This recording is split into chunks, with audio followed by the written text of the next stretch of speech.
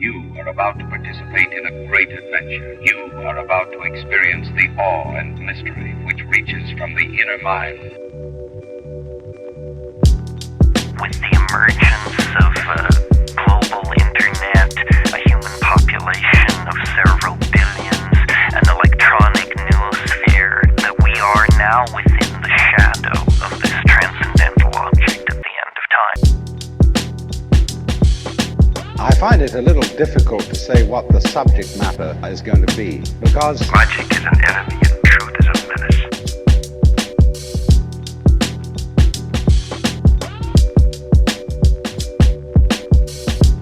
Shake and bake, steps back, three-pointer, bang! Hello, ladies and gentlemen. Good evening, and welcome to another edition of the Midnight Variety Hour. I'm your host, Tom, and I don't have to have the camera switch over here to introduce my main man, Your boy Adam. because he is going to be in the video this time without worrying about being an engineer as well. You get to sit at the round table. You will be enjoying one camera view for this very special conversation with a good friend of the show who you've seen before, but never in the flesh, Mr. Anthony Sosa. Sosa, how are you doing today? I'm doing amazing. I feel blessed and honored to be here in the flesh, in the embodiment with you two. You were on episode 1. Number 1. And it was over Zoom. You are our first ever guest, and now you're here in person. I'm so happy to be here. This is going to be episode 21. That's crazy. So it took us 20 episodes to get you down here. 20 and you're back. episodes. Cool. Yeah. 20 episodes. Wow, we've done a lot in those 20 episodes. So yeah, if you haven't seen the first episode, it was super entertaining and Yeah, a ton pause of- this and yeah, go watch that, and then I feel like that will prepare people's Right. bodies Yes. for this. for sure. Transpersonal psychology, star ejaculation. Yeah, that was the title of the episode. Yeah, which is awesome first title, right? I don't think we've ever Star had a better Ejaculation. title.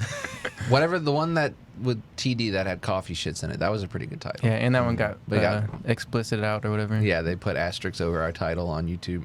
Or no, on Apple Podcast. Right. Yeah. You can swear in a YouTube title, can't you? Honestly, I haven't went back and checked.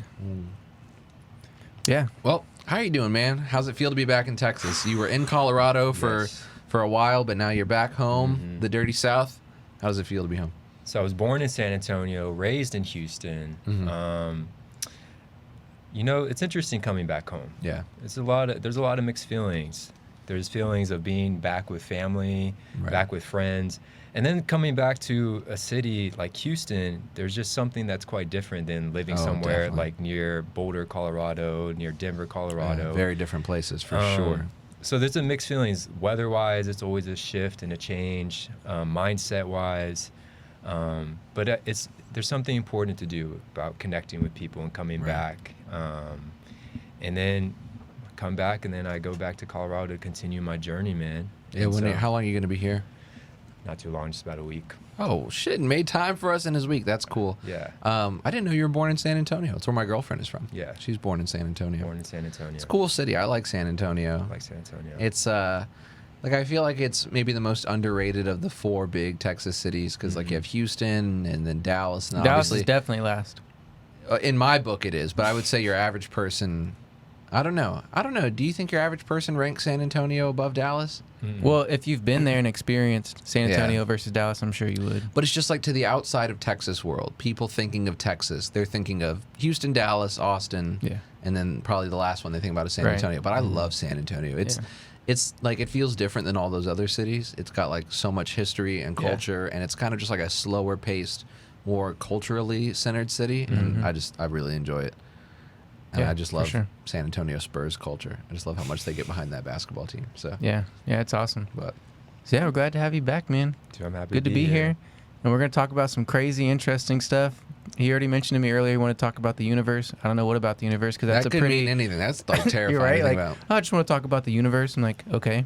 What about it? You know what I mean? The universe itself, Yeah. the one within and the one without. Oh, okay. Yeah, the universe is crazy, man. I mean, I think we've probably talked on the show about like multiverses and parallel universes. So I don't think not as much as we want because I know it's a fun topic, but it is a fun topic. we haven't got a chance to like really dive into it and just like explore it. Well, I can give an introduction because, you know, Okay. if people didn't listen to episode 1, Right. if I start kind of more my life's, I'll start with college at Texas Tech University, was going to do engineering, lived in Australia for about, studied abroad. which is And crazy. and where I was living in Melbourne and coming back, just this widening of perception, which is something specifically I want to talk about, is the nature of perception. But just that being able to look at our country and the way we live from the outside in, to actually get a true kind of view or honest perspective of what I want or how I view my values. Living in Australia was extremely valuable. Came back and I decided, I listened to this book called Mastery by Robert Greene. And he talked about, I remember like walking around in Australia and I was listening to this book, and he said, if you want to master something, you have to have an emotional connection to it. Yeah. I was like, fuck, I don't have an emotional connection to actually engineering. I was going to do engineering because people in Texas are saying, you go to petroleum, you're going to make a lot of money. You're going to come out of college and be set. Yeah. Exactly. And I was following that story. And I was like, dude, I don't want to do that. Right.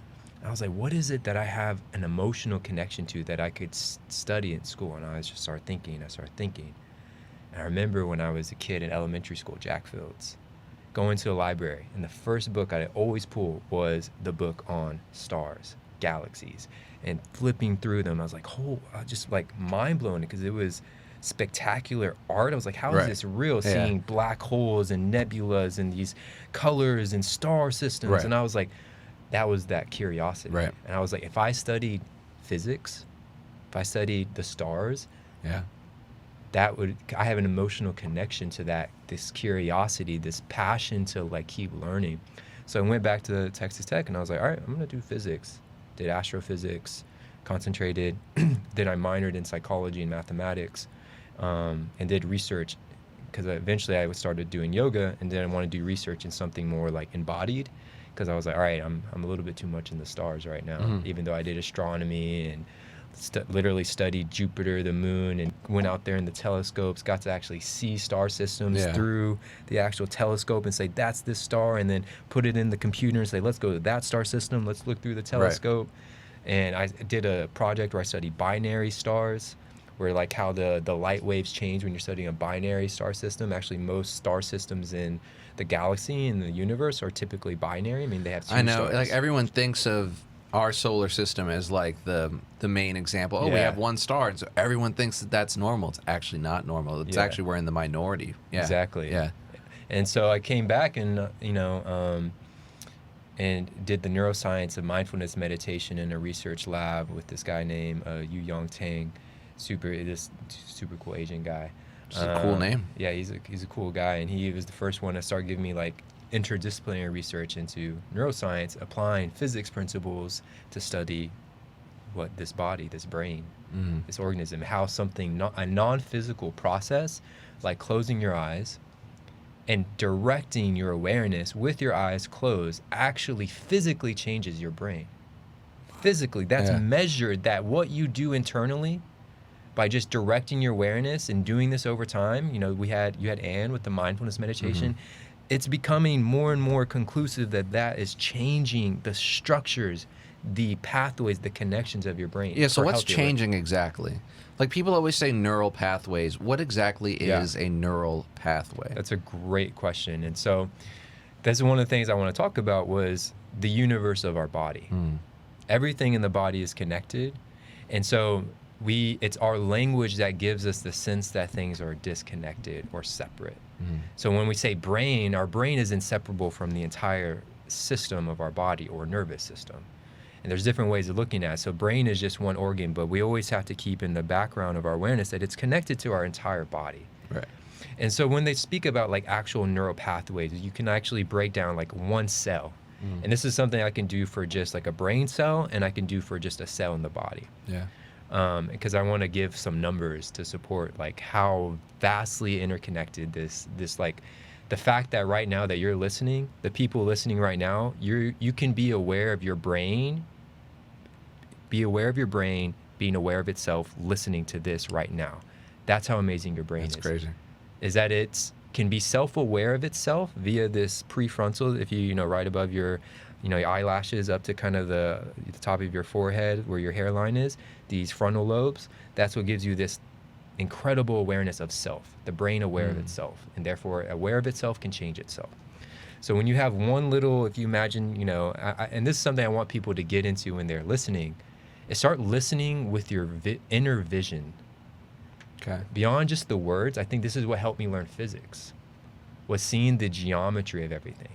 Like right now, you could probably imagine a circle in your mind, Of course. or a sphere, Sure. or a pyramid, or you can imagine, a cylinder. And just being able to imagine basic shapes in your mind, I think is a really good platform or foundation for you to start envisioning or imagining things that I'll say. Yeah. So they go beyond just the acoustic vibrations entering, and then you can start to use your brain to vision it. Yeah. Because that's a part of our brain. It's actually toggling your brain. I haven't answered your question yet because I wanted to give it all this. No, that's good. But we're actually, what we do in neurosculpting, which is another thing we'll get to, is bilaterally stimulating the brain. So right now, as I'm speaking, you're listening to words, but you can also translate those words into images, giving yourself a bilateral, a left and right hemispheric experience. So when I talk about a cell, and you're like, what is the actual pathway? So you take a brain cell, that's what's called a neuron. Okay. And a neuron is, there's always a nucleus. And then what happens is you have this cell body, you have this nucleus, and then you have this little tree-like connections that start to come out of it. These are dendrites. And then you have like a little tail that starts to extend out, and that's what's called an axon. And these axons are made of what's called gray matter. And then outside of these gray matters are also white matter. So the brain is made of this gray matter, white matter. And then this little tail starts to go and go and go, and then it starts to narrow in together. And then it starts to have this little terminal that it opens to. And that's what creates this little gap where little neurotransmitters get open. Okay. So it's this electrical, chemical little cell. So you have the cell body, you have these little tree-like connections. Okay. Those little tree-like connections are called dendrites. See, I thought those were synapses. Am I like way off? So the synapses are actually the gaps themselves. Ah, okay. Synapses refer to the gaps in between the neurons. Okay. So the dendrites, the dendritic connections branch out, and then that space in between neurons is what we call the synaptic cleft or the synaptic gap. They're the same thing, or the synapse itself. And that's about, I think, 20 to 40 nanometers, if I remember correctly. And that gap is what we refer to as the synapse. That synapse is also a pathway. So the pathway from cell body down the axon, the axon actually has this fatty lipid substance that's made of white matter. It's called myelin. The way you can think of it, analogy is like if you have a wire, you put that coating on the wire so it's insulated, so the connection is better. That's in your brain. Every cell, like some cells have it, but most you can actually, that's what's called myelating the axon. Okay. That helps the conductivity of the electrical signal to go into, so that the electrical signal can go through the axon when it's potentiated or not potentiated. So that's what a pathway refers to, not just the pathway that the electrical signal takes through the neuron, through an axon, and then through these dendritic connections, through the synapse, and then to the next neuron, and then how those all start to connect in a pattern. So a pathway can go down to the single neuron level because there's a pathway the signal takes. And then when you put a bunch of neurons together, you get like a neural ensemble or network. And those are what we can call like different pathways in your brain. So you might have a pathway in your brain that goes from the front of your brain to the back of your brain, electrical firing of neurons that's like, and if you actually pull it up and listen to what neurons sound like, it sounds like satellite. You can hear them? They've actually recorded what neurons sound like, and it's like this little static. Because I mean, there is sort of like an electric. I mean, there is all electric. Yeah. Everything starts as electrical, then becomes chemical, and this is what people don't know, that just by you thinking a thought, this is really, really amazing. There's an alchemy happening, a literal alchemy from a non-physical electrical signal that needs to become potentiated, having enough electrical charge so that it gets sent, that becomes a literal physical chemical signal in the form of neurotransmitters, neuromodulators. So every moment, electrical energy is being converted into chemical energy with every thought. And so there's alchemy happening when you're like, alchemy, turning shit into gold. We're changing a state of matter from a non-physical electrical energy into a chemical energy when people get really obsessed with all the pharmaceutical interventions and changing their brain chemically. It's actually more efficient to change your brain electrically. Much more efficient. Yeah. And so pathways refer to the pathway that electrical signals, electrochemical signals take through the brain, and the way that you've carved certain pathways of connection that are based on the associations we have with our experience. They said there's a Jennifer Aniston neuron. What? There's a specific neuron that's fired when you look at an image of Jennifer Aniston, and you could call that a pathway. There's a pathway that people Is that for every famous It's- person, or just like is it just like something about her face that? I don't know. It's just something researchers have found that's really like it's interesting. You can look up what a Jennifer Aniston. That's one that they found. Obviously, I think it's relative to westernized culture, and I don't know if someone in the Philippines will have a Jennifer. Like if you showed Aniston someone neuron. that had never heard of Friends, like they would just be like, yeah, and Exactly. like nothing would happen up there. Yeah. So that's what we refer to as these pathways of connections. Okay. And what's amazing is that the gap itself can get better at functioning based on this is a form of neuroplasticity. Neuroplasticity usually refers to like the gray matter changing. So the neuroscience of mindfulness meditation shows that by activating certain associated areas of the brain that you do in meditation actually increases the density and volume of those gray matter areas of axons, of those dendrites. But then there's forms of white matter neuroplasticity, which is those little fatty lipid substances that coat it, that can get better, that become thicker and more myelinated. And then the gap itself can get better at communicating across neurons, and that can change itself.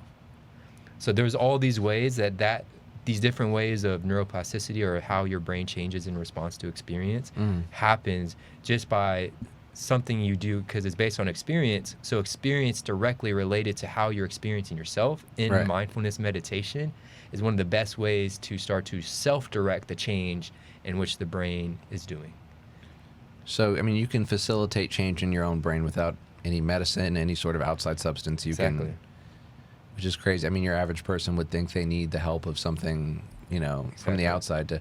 Okay, but what about, like you hear people say that there are certain types of mushrooms that can forge new neural pathways. I mean, how does something like that happen? Yeah, that's interesting. That's the term for that is called neurogenesis. The genesis of neurogenesis. That sounds badass. I actually didn't say this in the last podcast, but the process of a star ejaculation is initiated in something called stellar nucleosynthesis. Okay.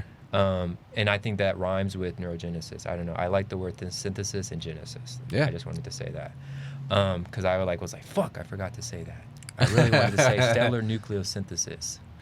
Neurogenesis is interesting. I've looked up research into it, and it's really kind of inconclusive. Yeah. If new neurons can be formed, it can be formed in specific regions. I think the olfactory bulb and the hippocampus are one of the best known regions. And from what I've read, if there are new neurons that can be forged, it's a pretty small amount, infinitesimal amount that can be actually created. The brain is actually better at undoing certain unneeded connections and then creating the space for new pathways of connection. That's where I think the real power comes in with, especially psychedelics, and especially just drugs in general, where you can find people who have been like a lifelong opiate addict and then do like ibogaine or something and become completely act like they've never seen it in their life and not even want to touch it. Definitely. Same with cigarettes and different other things, where that's a literal example of showing like that's a neural pathway in your mind saying, I need to pick up a cigarette and smoke, and it's just gone through one experience, which is incredible. Yeah. And for listeners out there, if you can look up any supplements or natural medicine, I know I microdose on psilocybin. I've been doing that for the last 5 weeks. Oh, shit. Okay. Yeah, and it's 0.1 grams. There's a lot of research coming out showing the benefits of psilocybin on mental health, depression, and even larger doses. But psilocybin is a pretty safe way to get the benefits of the adaptogenic properties of mushrooms. And again, not all mushrooms have psilocybin. Right. Anything that increases, this is something if you may want to look up, is BDNF, brain-derived neurotropic factor, is an incredible property that allows for, if I remember correctly, it does allow for this conditions for new neurons and new pathways to either be created or sustained in a better way. And there's certain foods that you can have. There's certain, I think, there's just anything that can create BDNF is a really protective factor and an enhancing factor for the brain. You said it was brain-derived neurotropic factor. And they're trying to create nootropics that specifically target this. And I do think, and this is anyone who wants to start looking this up, is really, really incredible for helping promote just an overall healthier brain. Right. Is BDNF, brain-derived neurotropic factor, is a really, really powerful. And I know there's been research I read on certain psychedelics. And when I say the word psychedelics, I want to take a step back. What does the word psychedelics even mean? Again, I said this on episode 1. I always look at the etymology of words. It's like an archaeology of our thought process to look up, where does this word actually stem back from? Yeah, so you look at the piece psych, you trace that back to, Latin or whatever, And this, because so much of it's been morphed and changed, which, as we expect it to, life is mutating and changing and morphing and adapting, but also just to give a sense of the origin of it. And psychedelic actually refers to psyche, which was actually, I think, a Greek god or a Greek goddess, and also referred to the sense of soul, of essence, of mind. And the word delos, I think, was revealing. So something about psychedelics actually infers about soul or essence revealing. Wow. That's what I refer to as psychedelics. And of course, any medicine, anything that we take as humans can be neglected and misused. It's just itself, right? Sure. It's just a plant. Any plant, too much of it is poison. Just the right dose is medicine. Good medicine, bad medicine, and so psychedelic, they've been shown with, I think, ayahuasca has been shown to improve BDNF. There's certain things, certain experiences that allow this BDNF to be elicited and opened in the brain naturally. Right. What's the main component in that is DMT? Which is dimethyltryptamine, yes. Right. Yeah. It's interesting.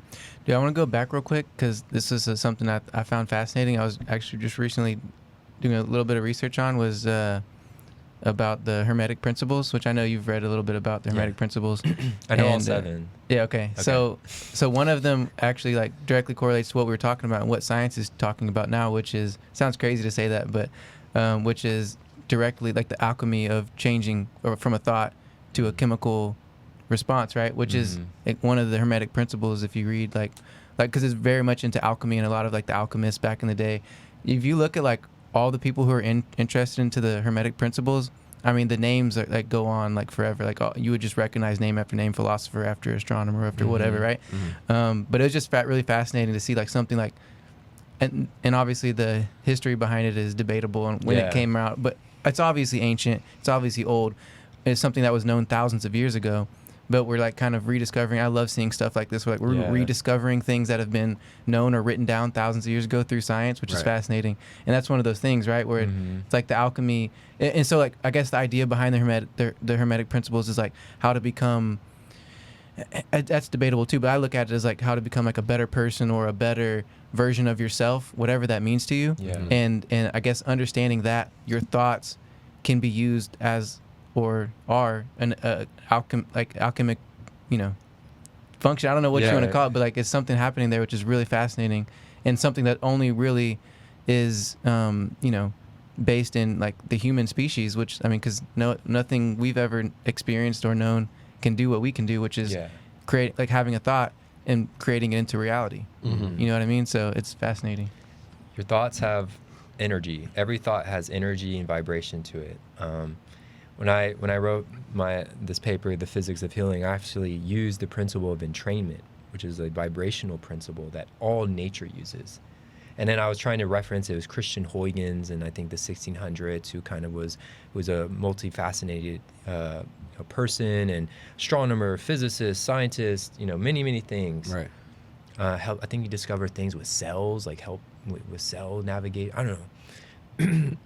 He's credited for discovery entrainment, but I had to reference in the paper actually the principle of vibration The understanding and application of vibration was known back in the time of Egypt, which is, for people who don't know what Hermetic is referencing, it's the god Hermes. The Greek god Hermes was the god of communication. Right. And then the Egyptian god identical as Thoth, right? Yeah, and then there was Hermes Trismegistus, who was also the god Thoth or Thoth. Right. And that's because all Greek, before Roman, there was Greek. Before Greek, there was the Egyptians. A lot of people like Plato, and who else? Who are the Socrates actually had pilgrimages to Egypt to learn. All of them did. And so before that, there was Egypt, and then there was these principles, these philosophies that grew out of that, and that's what Adam's referring to is. But yeah, it's really interesting that our thoughts have energy, and that it's been known beyond at least 4,000 to 5,000 years that there is such thing as a principle of vibration, that everything that manifests as physical is simply vibration. And then here comes Einstein. E equals mc squared. Energy is directly equivalent to mass times a factor of the speed of light. Mass is directly equivalent to energy. What is energy? Vibration, frequency, oscillations. Science has now confirmed what has been known already, but it's just about how does that apply to my life? How does this come into my mainstream? One, it's like just realize there is true power in your thoughts. Yeah. And there's true power in when thoughts start to coalesce together and you have patterns, certain streams of thoughts, what we call beliefs. And then there's a book called Biology of Belief by a cellular biologist named Dr. Bruce Lipton, who really explores how specifically your cells, the expression of your cells that determine your biology are influenced and impacted by your beliefs. And your beliefs are dictated by the way you perceive the world. It's crazy to think about. When we say beliefs, I mean, this is anywhere from like religion to, how do you believe? What do you believe about yourself? Yeah. What is your story? Who do you think you are? It's like your core, beliefs on like who you are as a person and things like that. Your relationships to other people. Your, philosophies on life, like what you believe is morally right and wrong, things like that. Do you think people are inherently good or bad? Right. You know what I mean? That will have a huge impact on the rest of your life and how you choose to treat people. Yeah, stuff like that. Someone said it's all BS, belief systems. That's all BS. Yeah, I like that. And because beliefs are a little bit more subconscious. They're not as direct as, oh yeah, what am I going to eat? Right. Or it's like, oh damn, I should have said that yesterday. Oh damn, I need to do that later. Not complex at all. Yeah, those are just very simple. Yeah. These take a little more time to more deeply rooted concepts. Yeah. And so they're there, and the problem is that just using thoughts to change beliefs is not enough.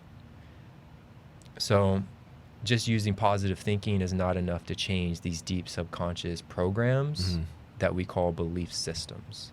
Because a lot of them you either inherited from your ancestry to some degree by just where you were born in this world. But just what's important to know is that start to really write down or explore what it that I really believe about the world. Right. What is my view of the world, ergo my worldview?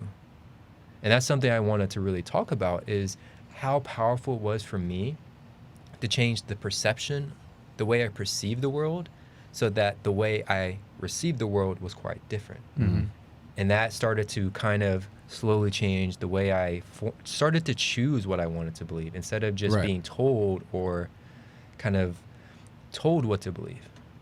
Yeah. I always use this analogy when I was a kid, and growing up in Texas, you kind of had a few choices of what you were supposed to believe religiously. Sure. Yeah. You had different flavors of the same food. Yep. The same, which was largely Christian, right? That's really what it was. I remember, right? We all grew up somewhere, I think. Christian, and like for the majority of people in Texas, a more conservative take on Christianity on top of that. Yeah. Exactly. And as a kid, I found it ridiculous. Absolutely ridiculous. I just remember Anthony, like at a young age, like telling me, like, I worship the sun. He was like, what the fuck? He was like, the sun is real. I can see it. I can see it. Yeah. He's like, I can see the sun. I can't see God. And it was like, and I just remember like just laugh, because he always was thinking like that at a young age. It was ridiculous to me to be force-fed this belief system without me ever exploring what else was out there. Right. The analogy I use is like you go to a restaurant, and if you don't go to buffets, then okay, that's great. But for me, it was like going to a buffet and saying only because I was born close to this one food, that was the only food I could ever taste or try or was told that was the best or the one to believe in. Yeah, I was like, aren't there hundreds of different types of food out there for me to taste, to explore, to at least see, to at least... like if you grew up around the macaroni and cheese, it'd be stupid if you went to the buffet and just only repeatedly ate the macaroni and cheese. And and beliefs in religion are something that nourishes us on a deep, deep physical, spiritual, psycho-spiritual level. So I was like, it was ridiculous to me. So at that time I was expressing it. Like, it was obviously, you know, George Carlin had a funny thing when he was older, and he said, he's like, you know what, I'm gonna worship the sun because that thing comes out every day. I can see it. Yeah. I give, you know, I think I remember hearing that. Yeah. He's so I said something else. So I said that. I was like, I worship the sun, but it was just rebelling in my mind against not to be dogmatic, not to be only believe what I was told to believe, to at least have this is where it comes back to this childlike curiosity to explore. Yeah, how old were you when you started feeling those things? I mean, at least middle school for sure, like around middle school. Yeah, so you're like a 12 or 13-year-old, yeah. And I just thought it was ridiculous. Yeah. And luckily, both of my grandparents were actually missionaries. Really? Wow. And so it actually skipped a generation where both my parents weren't as devout Christians, but when family would come around, we would go to church. Right. But I was never forced. Sure. It was just always there, and if I was going to believe in something, that was what was most readily available.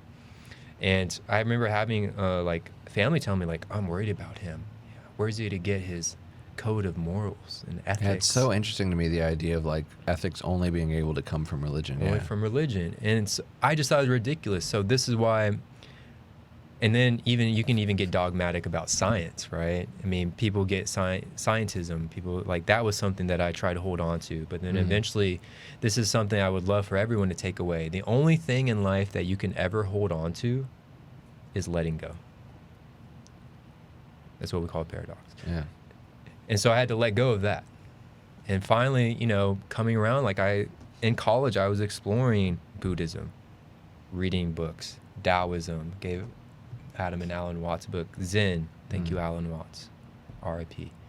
I was exploring yoga philosophy. I was exploring so many different things, all the different approaches. And the way that I see it, this is the way we're talking about now, perception. Everything we use in life is based on maps. We have Google Maps, but more actually internally, if you start to think about it, all these different systems of belief are just like maps to give different angles of perspective and insights and understanding about this super infinite complex world that we have. And for me, it's about the more maps I have, and I don't even need to believe in the map to get insight from having this way of looking at it. And I use this example as like, you don't need to believe in electricity for you to get the benefits of using it on a daily level. In that same way, when I introduce things like astrology, which my partner has been studying for 10 plus years. Astrology. And people are like, oh, astrology, the science community, oh, fuck astronomy. Or, you know, that's not astronomy. No, that's bullshit. We have friends in our group that like, that's all bullshit. But then they use things like the Enneagram. I'm like, okay, whatever. These are all archetypes, but they have so much, there's no mechanism for it. What's the mechanism for astrology? How does something in the sky affect the way who I am? Right. That doesn't make sense. I'm like, you don't need to make sense or understand it or believe in it for you to get insight and awareness and understanding from how that impacts yourself. And so for me, all those different systems, religiously, spiritually, scientifically, were these maps to create this unique synthesis of the way I perceive the world. Because all these sayings is like, we don't perceive the world the way it is, we perceive the world the way we are. Yeah. 100%. Your attitude determines your latitude, right? Yeah, and that goes back to what we were talking about, like the alchemy of your brain and stuff. Goes back to the brain. Yeah, and I want to bring up this quote because it's one of my favorite quotes ever by Nikola Tesla. If you want to understand the universe, think in terms of vibration and frequency. And that's just like, I mean, like what more do you need to say after hearing that, right? It's just like, that's it. That's what all we are. That's what everything is. And when you understand that, you can manipulate frequencies and vibrations and play with it and see what happens, right? And that's what we can do with our body, with our psychology, with everything, right? And it's so interesting now because like now in 2021, so many people, like the term vibe is it's just like labeled a slang term, like, oh, you know, I like that dude's vibe, or oh, dude, are you feeling the vibe, or I just don't get good vibes, or oh, it's such a bad vibe. And people are like, oh, these stupid millennials with their, or not even really millennials, but all these young people with their slang. And it's like, no, man, there is a vibe. Like, there really is a fucking vibe. You know, everything has a vibe. Yeah, you know, and I just, and it all, like, everyone just hears vibe and they think slang term. But if you use vibe in the sense of like vibration and frequency, it's a whole, you know, unlimited list of meanings. You can I'm just going to start saying vibration. Dude, I like that. I like his vibration. I like the vibration of this coffee shop. This coffee shop has a really cool vibration. Yeah. Do it. Make it a thing. Or just frequency. Yeah. You have an awesome frequency, Tom. Thank you. I like your vibration. See, now that's a little sus. I like those wave patterns you got going. Whoa, see? Like, why don't we talk like this? It's funny. Why don't we talk like that? So I'm gonna take both of you and the listeners on a journey. Okay. So if you could imagine putting on a pair of glasses, and on these pair of glasses there was like a little switch. And the lens of these glasses operate simultaneously as both a telescope and a microscope. Okay. They can go in between, and then we can just do different scales of the universe and see what is really this universe. Okay. And by changing what you know about the universe, changes what you know about yourself. Because all knowledge is ultimately self-knowledge. Yeah. And all self-knowledge is ultimately knowledge of the universe. And so this is what I've like learned to study is like I invested my life energy into studying the universe to find meaning of it so that I could create the meaning of my life, my beliefs. And so we already started with talking about the brain. That's a good place to start. Sure. So your body, if you start to kind of like tune in, so I can do this in an embodied way. So I want to tune into my body as I'm saying this. Your body is not singular. So when we say like, oh, my body, Tom's body, Adam's body, we're talking about this. It's actually a community. There's nothing, I don't want to say nothing. Your body cannot exist as singular. It's impossible. It has to exist as a community. And what we call this community is an organism. And your body is a multicellular organism composed of 50 to 60 trillion single-celled organisms. That's your body. So you're like, holy shit, okay, let me just take that in. My body, you know, I have these arms, I have these hands, I have this head, I have this brain. This is all composed so that you're tuning into a level of cellular awareness, that your body is these 50 to 60 trillion cells. Your brain has anywhere from, I think it was, you know, what was the number? Hundreds of thousand miles of white matter in it. And then I can't remember the latest figures. It was about 100 billion neurons is what they found. And then, or it was about 85 to 86 billion neurons in the brain. And within each of those neurons, I already told, you know, there's this neuron, which just has this little nucleus and it has an axon, these little branch-like connections called dendrites. And then the space in between them, there's about trillions of synaptic connections in the brain. Trillions upon trillions with about 85 just specific billion neurons with 50 to 60 trillion cells throughout the body. So then you're like, your body is so deeply interconnected. Yeah, and all those numbers are like too big to even think of. Exactly. Like, you can't even really like anything you just said, you can't really imagine. And that was like the gift physics gave me. Imagine your mind as a bubble. You can imagine like the ones if you have ever chewed bubble gum. Yeah. And you would blow into it.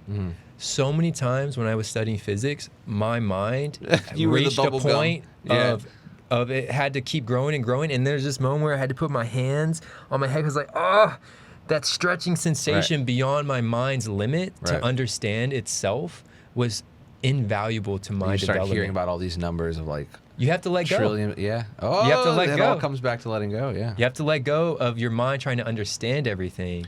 Yeah. So that you just start to get it a can almost sense like freak you the fuck out to think about it. Like it can almost like be anxiety inducing. Overwhelming. Yeah, for sure, overwhelming. It's very like, overwhelming. Not only is it information overload, but it's also just like kind of terrifying to think about being composed of that complex of a system. You know. And you're just getting started.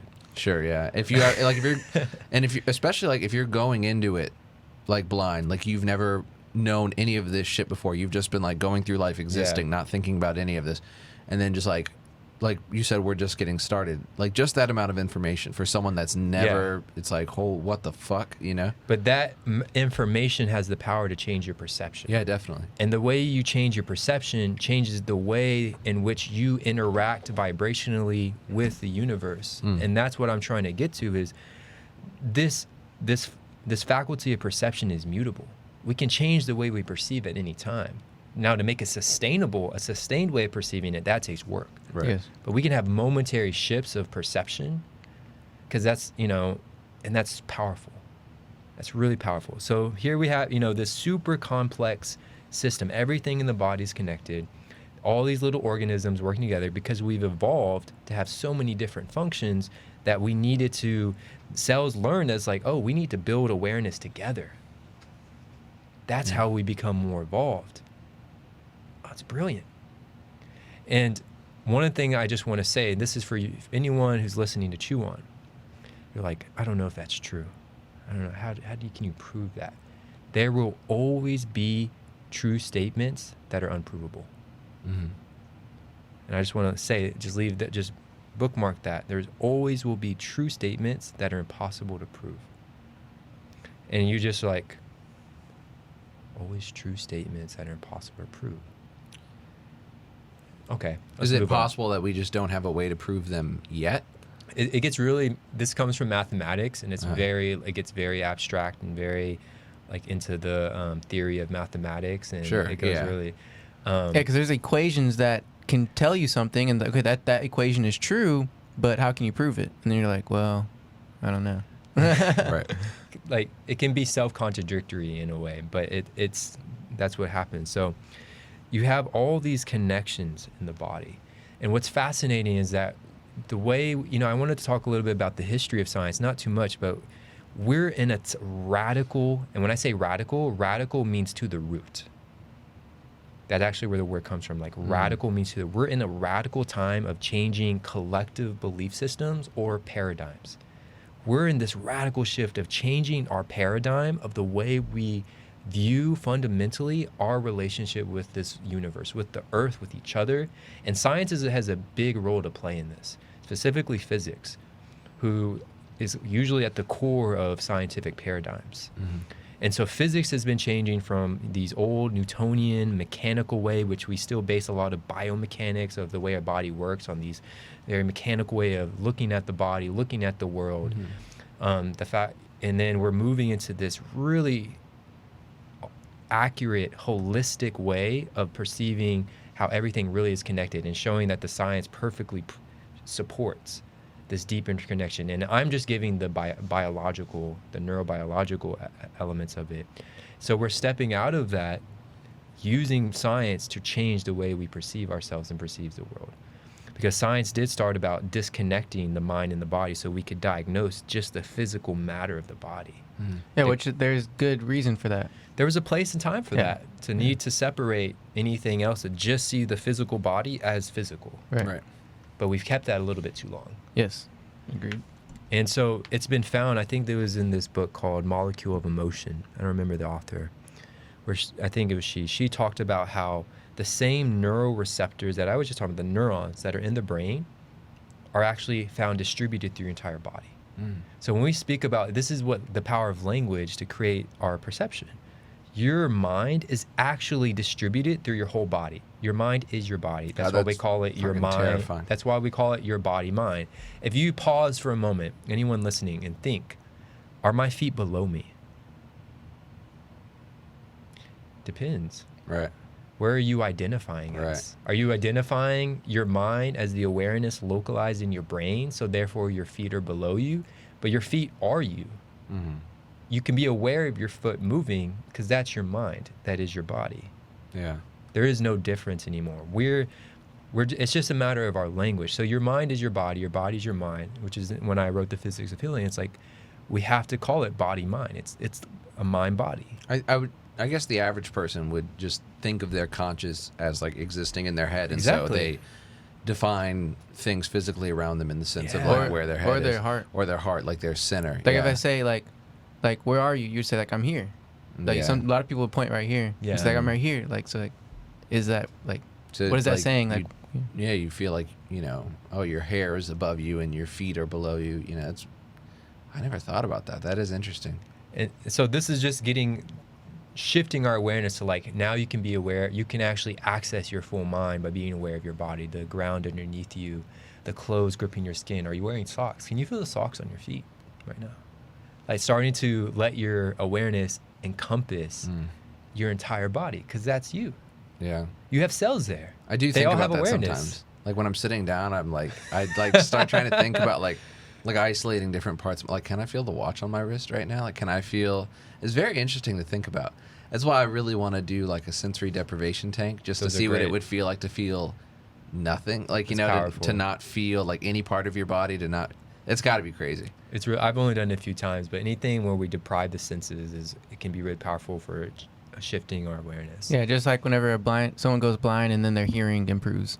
It's one of the best ways to elicit neuroplasticity is sensory deprivation. For people who are born or go through life and they can't see anymore, their brain can reallocate the connections to different areas of the brain. Right. It's really amazing stuff. Yeah, and we talk about it like, again, we were just talking about science, how they separate everything. That's again us. We're talking in a scientific way, saying, look, we're separating this and that, but really we're just moving our awareness around. We're just adjusting our awareness, so we're not actually separate from any of those parts or any of those senses. We're just simply moving the awareness around. Right. So You guys talk about that. I have to pop out for a second. Okay. Go ahead. The one thing I learned about, there's actually a connection between the meaning of physics and the meaning of meditation. And you're like, how are those things related?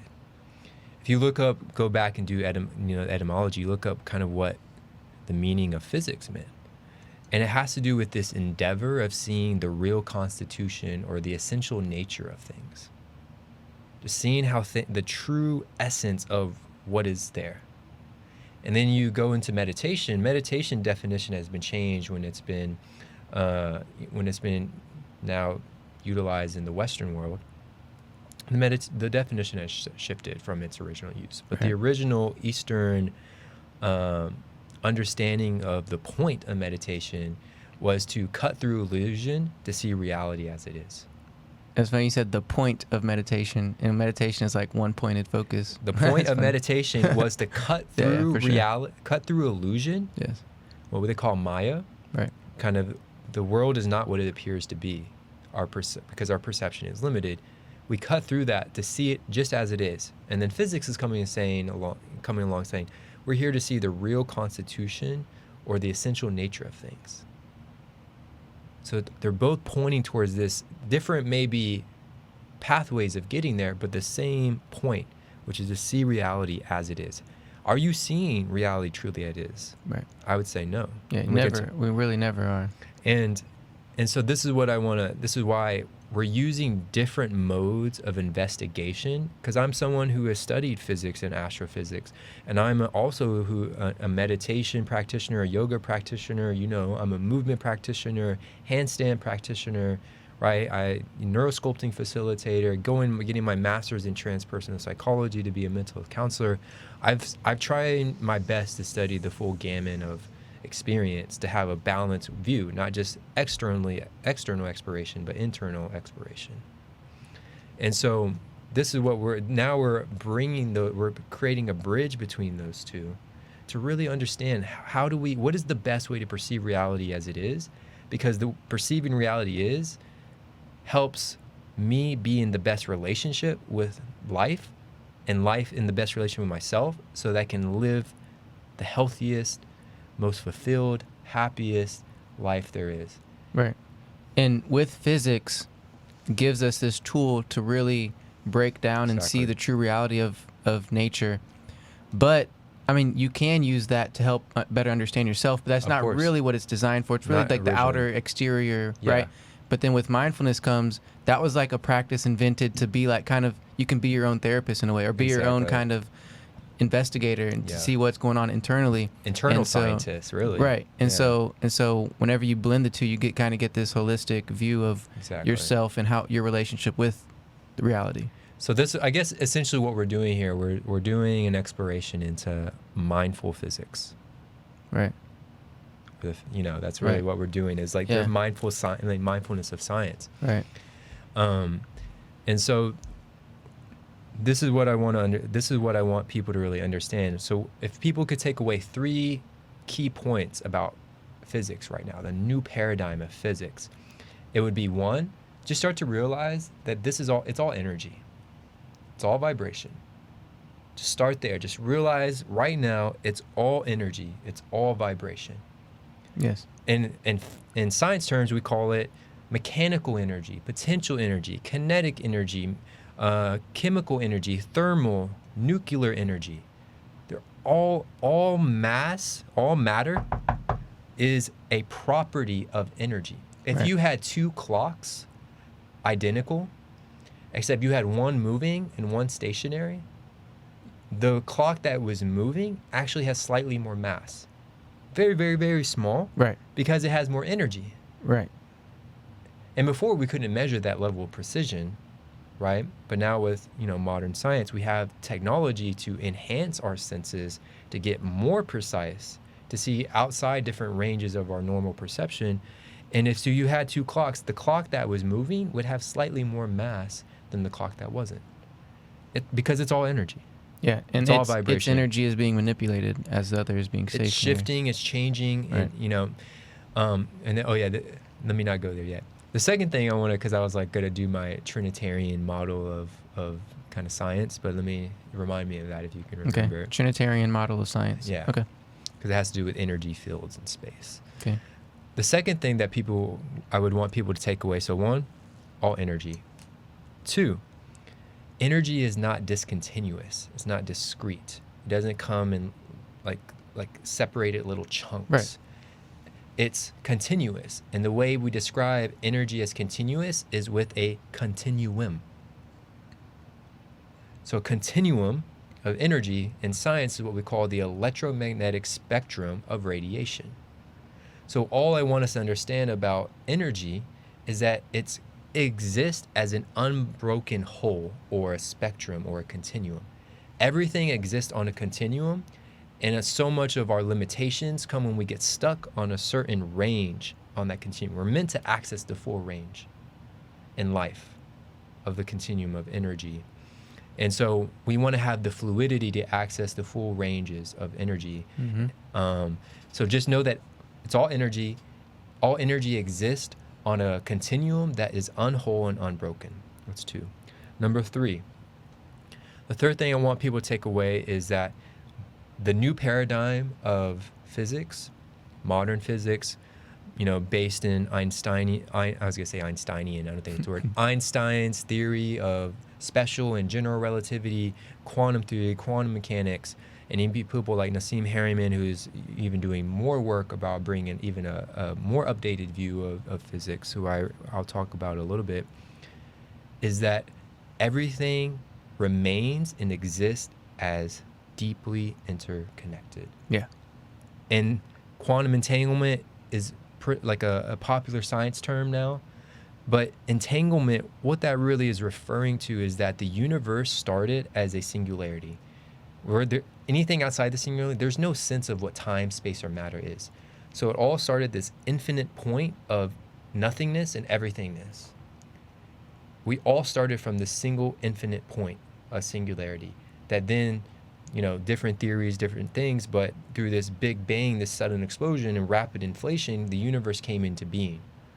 But everything, so entanglement says that we all started from this single point and we remain energetically connected no matter where you are in space. Particles have been shown to communicate their states, whether they're up or down, Right. even by separated thousands of light years. And so and information travels faster than the speed of light because it's not physical. So it can be instantaneous. So that's the third thing I want people to understand.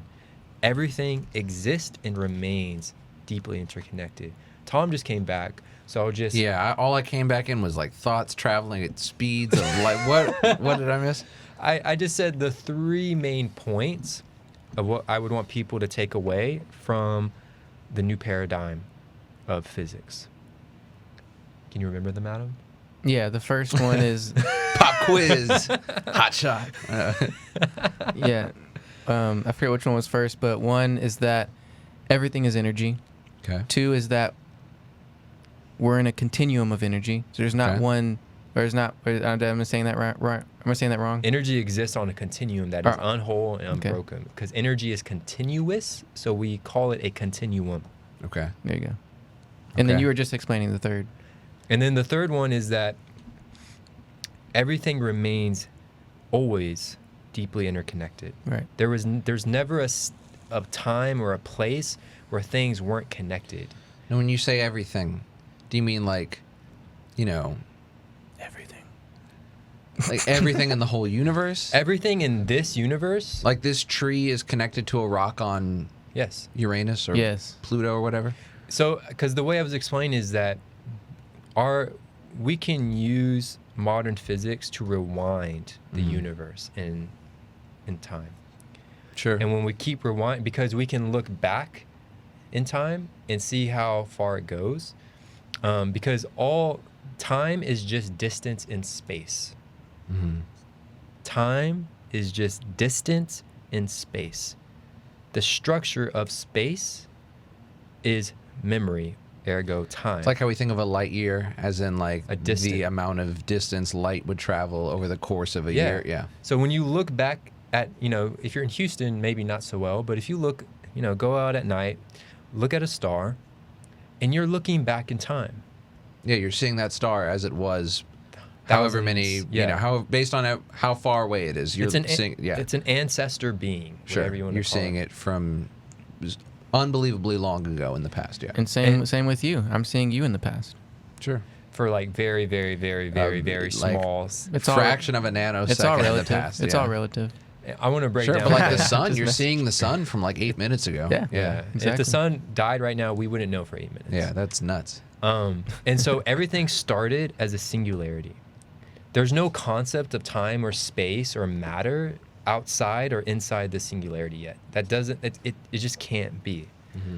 And then the different models will support different things. We're not completely sure, and that's the thing. There'll always be, true statements that are unprovable. We don't know. We just know that it had to have some kind of beginning of what we call a Big Bang, this rapid inflation of coming into being that was dynamic and explosive and is beyond a scale anything that we can probably imagine.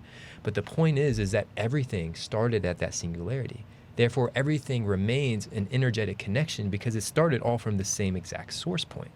Okay. Now, I mean, but when we say connected, what level of connection are we? Because like your regular person would hear this and go, "What do you mean this tree is connected to a pebble on Pluto?" I mean, they might think that that's a bit silly or sort of not to be taken that seriously because like, that's absurd. But So, what do you mean by when you say they're connected? How deep of a connection are we talking about? Great what are you connection. actually meaning when you say everything is connected? What level of connection is everything connected upon? That's a great way of phrasing it. I would say two responses. One, there's degrees of entanglement or connection. Mm-hmm. So of course, when you go inside of yourself, you're the most entangled, interconnected with yourself. And then that starts to, span outward with family members you're pretty entangled with. Now, the connection between a rock here on Earth and a pebble on Pluto is going to have probably very small degrees of entanglement. But this is what I want people to really, really, really also understand, along with those 3 points of physics, is that space is the construct that gives the illusion of separation. So when we say everything's connected, how am I connected if I'm not physically in contact with that element? Right. And that's because this is a great point to bring in the tri-Unitarian model that I propose in science. Everything exists on a field. Okay. This field, we like to use the analogy of a fabric. Right? Yeah, that's one of the best examples I see, and how I kind of think of it. If you just think of like the entire universe as like a piece of fabric or a sheet or blanket or whatever you want to see, and then you have the individual threads within that fabric. All of those are connected, right? Throughout one giant blanket. Sure. Or the universe has individual threads, and all those threads are connected, even though which makes it the universe or the blanket, right? That's how I kind of see it. Is the best way I understand it. But why are they all connected? Because they all ultimately came are from on the same field. We're all existing in the same. There's fields within fields within fields, right? There's different ways of explaining these fields on different scales. Gravitational fields, quantum fields, electromagnetic fields, right?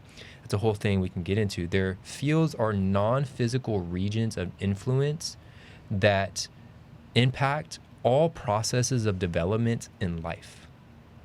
Fields are within everything. Like we emanate fields, and we also exist within fields as these creatures. So there's degrees of entanglement, right? And then even there's probably a very small degree of entanglement between a rock on Earth and then a pebble on Pluto. However, just because there's a large amount of space in between them doesn't mean they're not connected, because they're both existing itself on a field that is oscillating, that is curved, it's just, how would you create an entangled connection? That would be something. But just because they're separated in space, that's a kind of a fiction of language to say separate in space. They're distant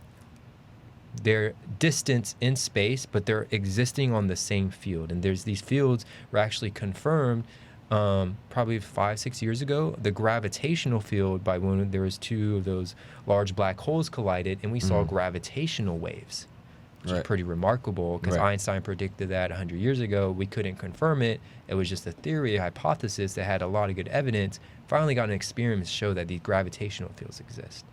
And there's also many other kind of quantum fields, right? Other fields.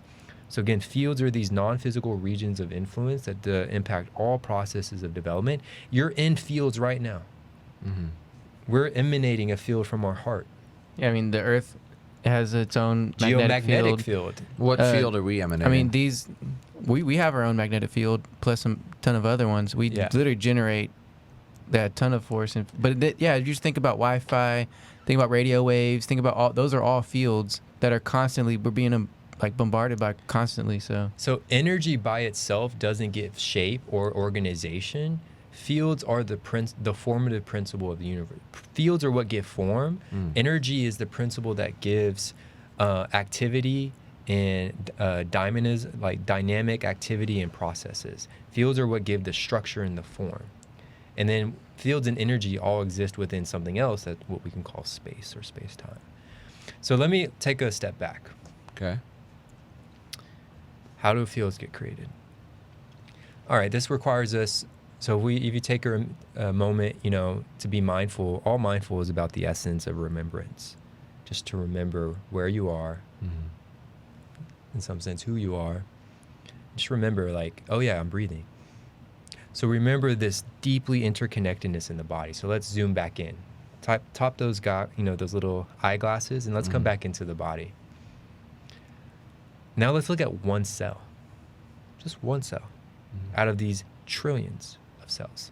So, if you look at your finger, and, you can see the, your, the fingerprints, right? And you imagine pulling out a cell out of your body. And if you pull out one cell, there's kind of three main layers to understand about the cell. There's the membrane, which is this skin, and it's semi-permeable, can let stuff in and let stuff out, made of these lipids, non-polar molecules. There's an intermantle, the cytoplasm. Then there's a nucleus, right? And then we go inside the nucleus. There's DNA, there's genetic material, right? And then you start to go into the nucleus of the cell, and you start to really parse out the molecules that make it up. So there's the cell, and then what makes up the cell? Even smaller than the cell, you have even the smaller than the molecules. cell, you have the chemical molecules of nitrogens and hydrogens and these different chains of amino acid. Those are all just chemicals, chemical elements that we know from high school or whatever, the periodic table. They just form different matrices of connections, right? H2O is right, and this basically. Mm-hmm. So now we look at one of those molecules. So we're traveling a little deeper. We're just going to isolate one of those molecules. The simplest one is hydrogen. Take one hydrogen. Again, we took a cell out of the trillions of cells, and then out of all the trillions of cells, you have probably billions and trillions of molecules, and then we're going in just one of those molecules and getting one of those atoms, and we're going to look at the hydrogen atom. Okay. And the hydrogen atom, now again, we're inside the cell, has a nucleus. The nucleus from basic physics we know is what? Neutrons, protons, electrons. Inside, and then even inside, neutrons and protons, there's quarks, right? But that's another layer. And then outside, surrounding it, is this, like imagine a cloud. The electron cloud, yeah. The electron cloud, because an electron is not really a particle. It's really hard to say what an electron is. It's a really cool mystery, actually, if you really try to understand what is an electron. So it's these probabilistic patterns that it creates that we can never actually really identify. Like, no one's ever really seen an electron. It's really cool. And then you start to go inside. No one's ever seen an electron? We use electrons to study cells, but to actually see like one electron, it's like impossible. I guess I always just assumed an electron microscope was named that way because, it could be used to see electrons. No. Yeah. It's like trying to use your eye to see your eye. Gotcha. And so let's go inside just one of those cells. So we have this nucleus, very, very small, surrounded by even a smaller little orbital pattern of this little electron. Now here's what's mind-blowing, if your mind isn't already blown. How much of this single atom, and again, there's even trillions of atoms in one of these cells, which is there are trillions of cells in your body. So that's, again, let go. That's your mind trying to understand it. How much of this atom is actually matter, physical, and how much of it is space? The way you find that out is you divide the volume of a proton by the volume of the total hydrogen atom, and what you find is incredible. How much is matter is about 0.000000000004% is matter, and the other 99.9999999999996% is empty space. Just empty. Empty, pure space. Potentiality. Space is the principle of potentiality. So, I mean, and then when people think about empty space, you could think about like this, but even in here, there's air and there's like, we'll talk about the breath. But like, and what air. is like just pure emptiness? It's like, I'm trying to think of a way to visualize true emptiness. You know what I mean? Because we're going inside the atom itself, and there's even, I think I remember trying to study like the physics of nothingness, and there's even, you can't really isolate a small region of space without it being completely nothing, and the best that you do, you still get what's called vacuum or fluctuations. Right. You still get fluctuations in the field. Even if there's not particles, there's these little fluctuations. Which is really hard to say where it comes from, right? It's like you just don't, it's impossible to know. There's just, in the field itself, so the atom, take a moment, zoom out. The atom is constantly moving. It's oscillating, shaking, right? This is what we mean, the principle of vibration. Everything's energy, everything's vibration, because on that smallest scale, everything's oscillating and vibrating and rotating and spinning. And then you go inside that, you realize that everything physical, change your perception in this moment. Everything physical is actually 99.9996% empty space. That's in your body. You're primarily empty space on this atomic level. And in that space itself, there is a field that has vacuum fluctuations because we exist on this field, and even on the smallest degrees in the field and the largest degrees of the field, it's moving. Like, imagine an ocean that's always waving. Right. Is the ocean ever completely still? No. And so this is what I'm trying to get people to say. You are primarily space. That's zoom out. Wild. And then let's go a step deeper. There's no limit here to our depth as human beings, and I don't shy away from that. So if you're someone who likes that, great. If you're someone who doesn't like that, welcome. I don't shy away from the depth of who we are, because it's remarkable. You know, it's incredible, and I've dedicated my life to it. There's research showing that we can even quantize space. Space, just as the body and mind are inseparable, space and time are inseparable. They exist on the same fabric. So manipulating the way you travel through space can impact the way you experience time. Sure. Gravity can affect time. Gravity can affect time. Your speed relative to an observer can change your experience of time depending how you're traveling in space, right? We said time is simply distance in space. So quantizing space means that's going down to the quantum level. So you imagine, you took like a napkin and you start to make grids. Make when you play tic-tac-toe, then you make a grid of that. Then you make a grid of that. You keep making these grids and grids. This is what quantizing space-time means. And here's what's frankly mind-blowing even for me. The universe can compact infinite information in finite spaces, because the universe is so intelligent. The universe is an organism. It learned how to be the most efficient with putting all the information of the total universe in the smallest space of the universe. The universe is an organism.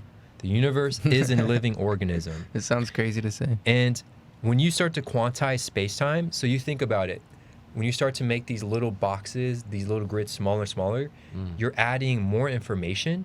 And when you add more information, you add more energy.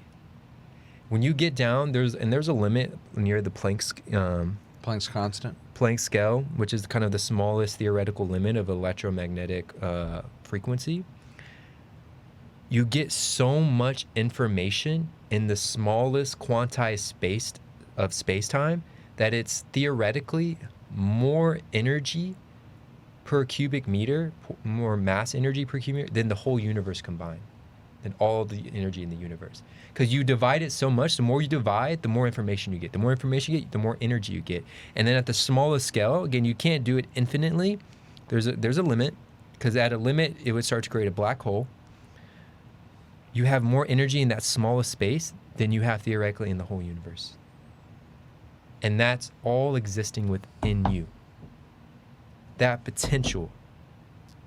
As above, so below.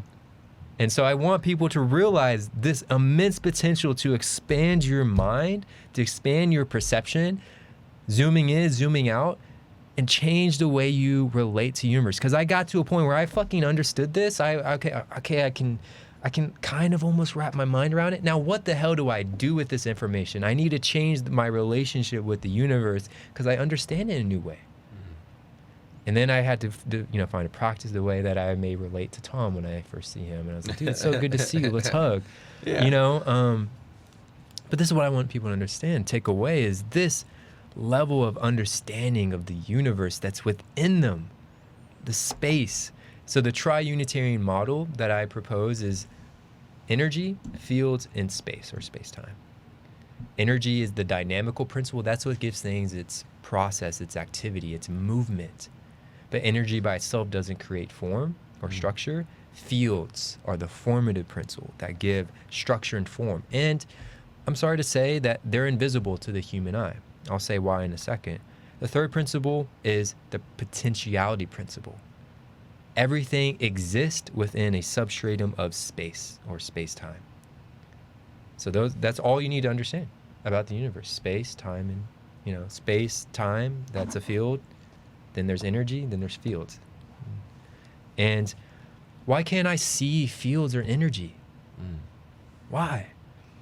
So take a moment, go back to that second key takeaway. All energy exists on this continuum, what we call the electromagnetic spectrum of radiation. You can even pull it up to see that usually it's that, it goes from X-rays down into, infrared, like all of that, if you can see it as that kind of ribbon-like structure. The visible light spectrum is what humans perceive. And so I need you to imagine the smallest little portion of that on that spectrum. It's less than 1%. I think it's about 0.35%. I think it's somewhere about there, is what we see out of the whole spectrum of energy. And I mean, is it possible that we don't even, like where we are right now as humans, we can't even, like you're saying 0.35 of a percent of the total spectrum?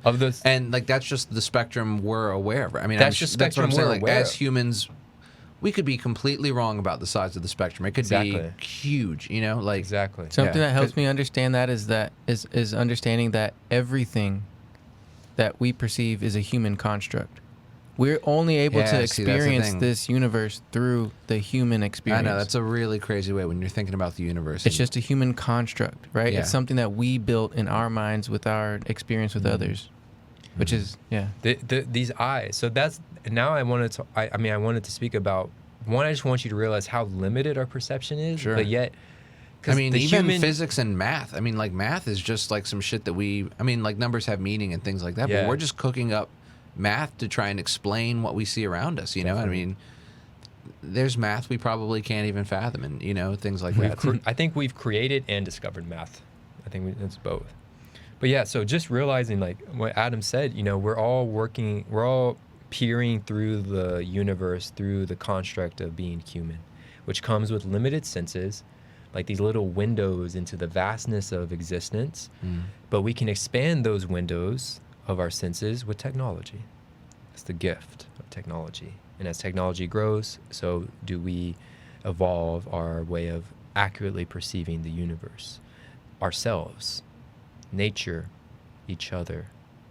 You know, the fact that space doesn't exist, or space as separation doesn't exist. It's just space is itself the field that connects us all. Right. And living in that way, now when I drive in Houston, which is hectic, it's really the most comical thing I do now. Because I try to employ this archetype of the comic where I see this humor in the basic juxtaposition of opposites or extreme points of view. Like there's so much irony in that we're just playing this game of like needing to get somewhere now, and you do. And at the point of risking each other's lives and like cutting each other off. People and are like, driving like crazy madmen. And it's just like, I can't do anything but just have like humor. And I think someone said, I think maybe Osho said two things. The only thing in life you take seriously are the jokes. The most spiritually interesting subject is humor. Wow. And so that's all. So that's how it changes my experience, is like I can forget that I can get mad for a moment and say like, this asshole cut me off. And then I laugh because I'm like, yeah, but I don't know anything about this human being. I just know that he's a human, that he or she or they is a human that I'm so connected with as a human species that all I can do is really laugh and just honor with deep reverence the connection that we share. And like I try to live every moment through that. And mindfulness, the practice of mindfulness, helps me remember that. That's what I was gonna say. Like the only way you can actually do that and achieve that is being mindful. Being mindful of your thought. Being mindful of that original thought that came up saying, "What a fucking asshole," and what's to stop that thought from sending you into a rage, sending you into being a madman, right? It's being mindful of that thought. Then you can choose. Then you can choose how you want to react from that thought. Yes. And that's where the energy comes in. That's where that play of energy comes in. But do you employ the same attitude? I'm preparing myself for the answer you're about to say that you do.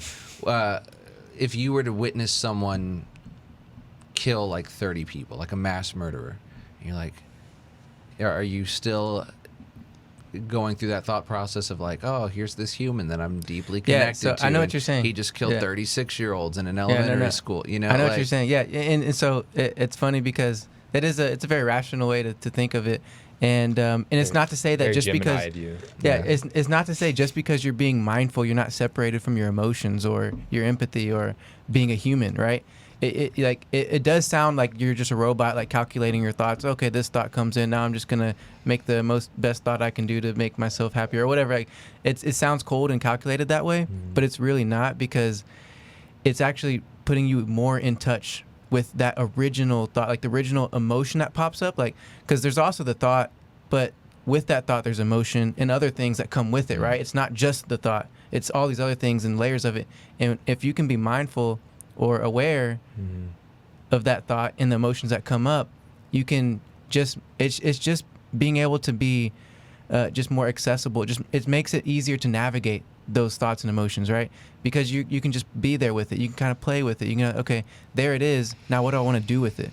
But it's not that black and white. It's definitely more than that. And so if you see somebody getting killed or any type of thing that's going to make you angry or mad or whatever, you can choose to be in those emotions. Like you can just say, okay, the initial emotion I felt when I saw someone die was pain.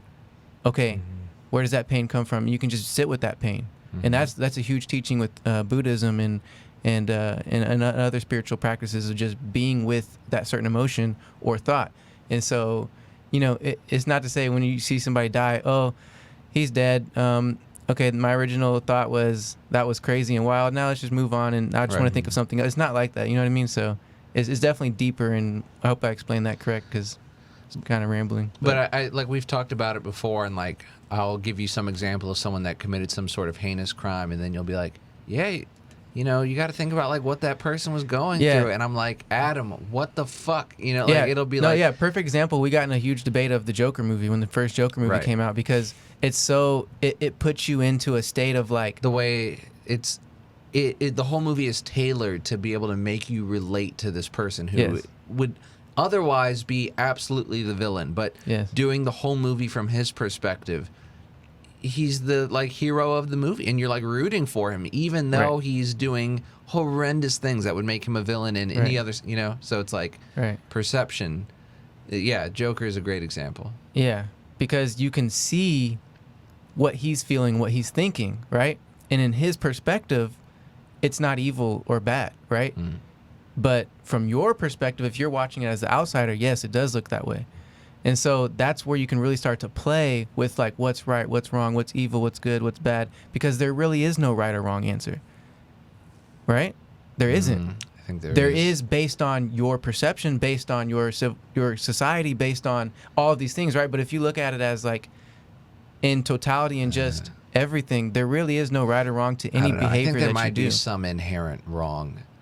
Like if there was some society somewhere that was like, hey, in this society, we rape children. Yes. And like, hey, it's or right here's a great. Now, there have to be some things. Here's that a true historical account is with the Mashaka, who were known for sacrificing people for their gods. Right. As an outsider, you look at that's extremely evil and wrong.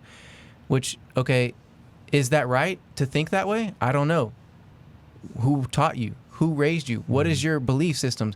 So what I'm saying is, what is right and wrong is based upon something else. You see what I'm saying? By itself, just it being what it is, they're sacrificing people, it's going to depend on so many other factors, not just what it is. So, I don't know. It's kind of hard to explain, but to me that's how I perceive it and see it, you know what I mean? So, in your perception, you don't really see anything that is like in a like just something that is inherently wrong or something that is inherently good. You don't think anything like that exists? I do. Like a government that like manipulates its people and like, does whatever they want and like, like regime change wars and things like you don't think that's inherently wrong? It's just like you can just think, hey, that's. I mean, I think it is what it is. Is there anything? It is what it is, right? Is there? I mean, I would say it is what it is in the sense that like, yes, it is inherently wrong. Based on what? I don't know. Some sort of invisible code. I don't know. You can't say what it's based on because it's just like, I feel like evil is like a feeling. You can just feel when something is evil. You know what I mean? Yeah. Evil is your word of describing vibrations and frequencies, right? So it's like when you say something's evil, it's based on, like you say, like someone's vibe, right? You can tell someone's a bad person based on their vibration, their energy, whatever they're telling you, whatever they're saying, whatever they're moving, those kind of things are going to tell you, okay, yeah, I probably should stay away from that person. Yeah, I agree with you. Yes, there are definitely real life situations like that where you can easily attain something without saying... Murder is inherently wrong. I don't know. Is it? Yeah, I think it is. Here's a question. I love to play with the thoughts, though. You know what I mean? Or to torture an innocent person is evil, you know? Well, here's the question. Is there anything inherently right or wrong in nature? In nature? I mean, I guess it depends. It's like, you know, how do you define nature? Are we part of nature?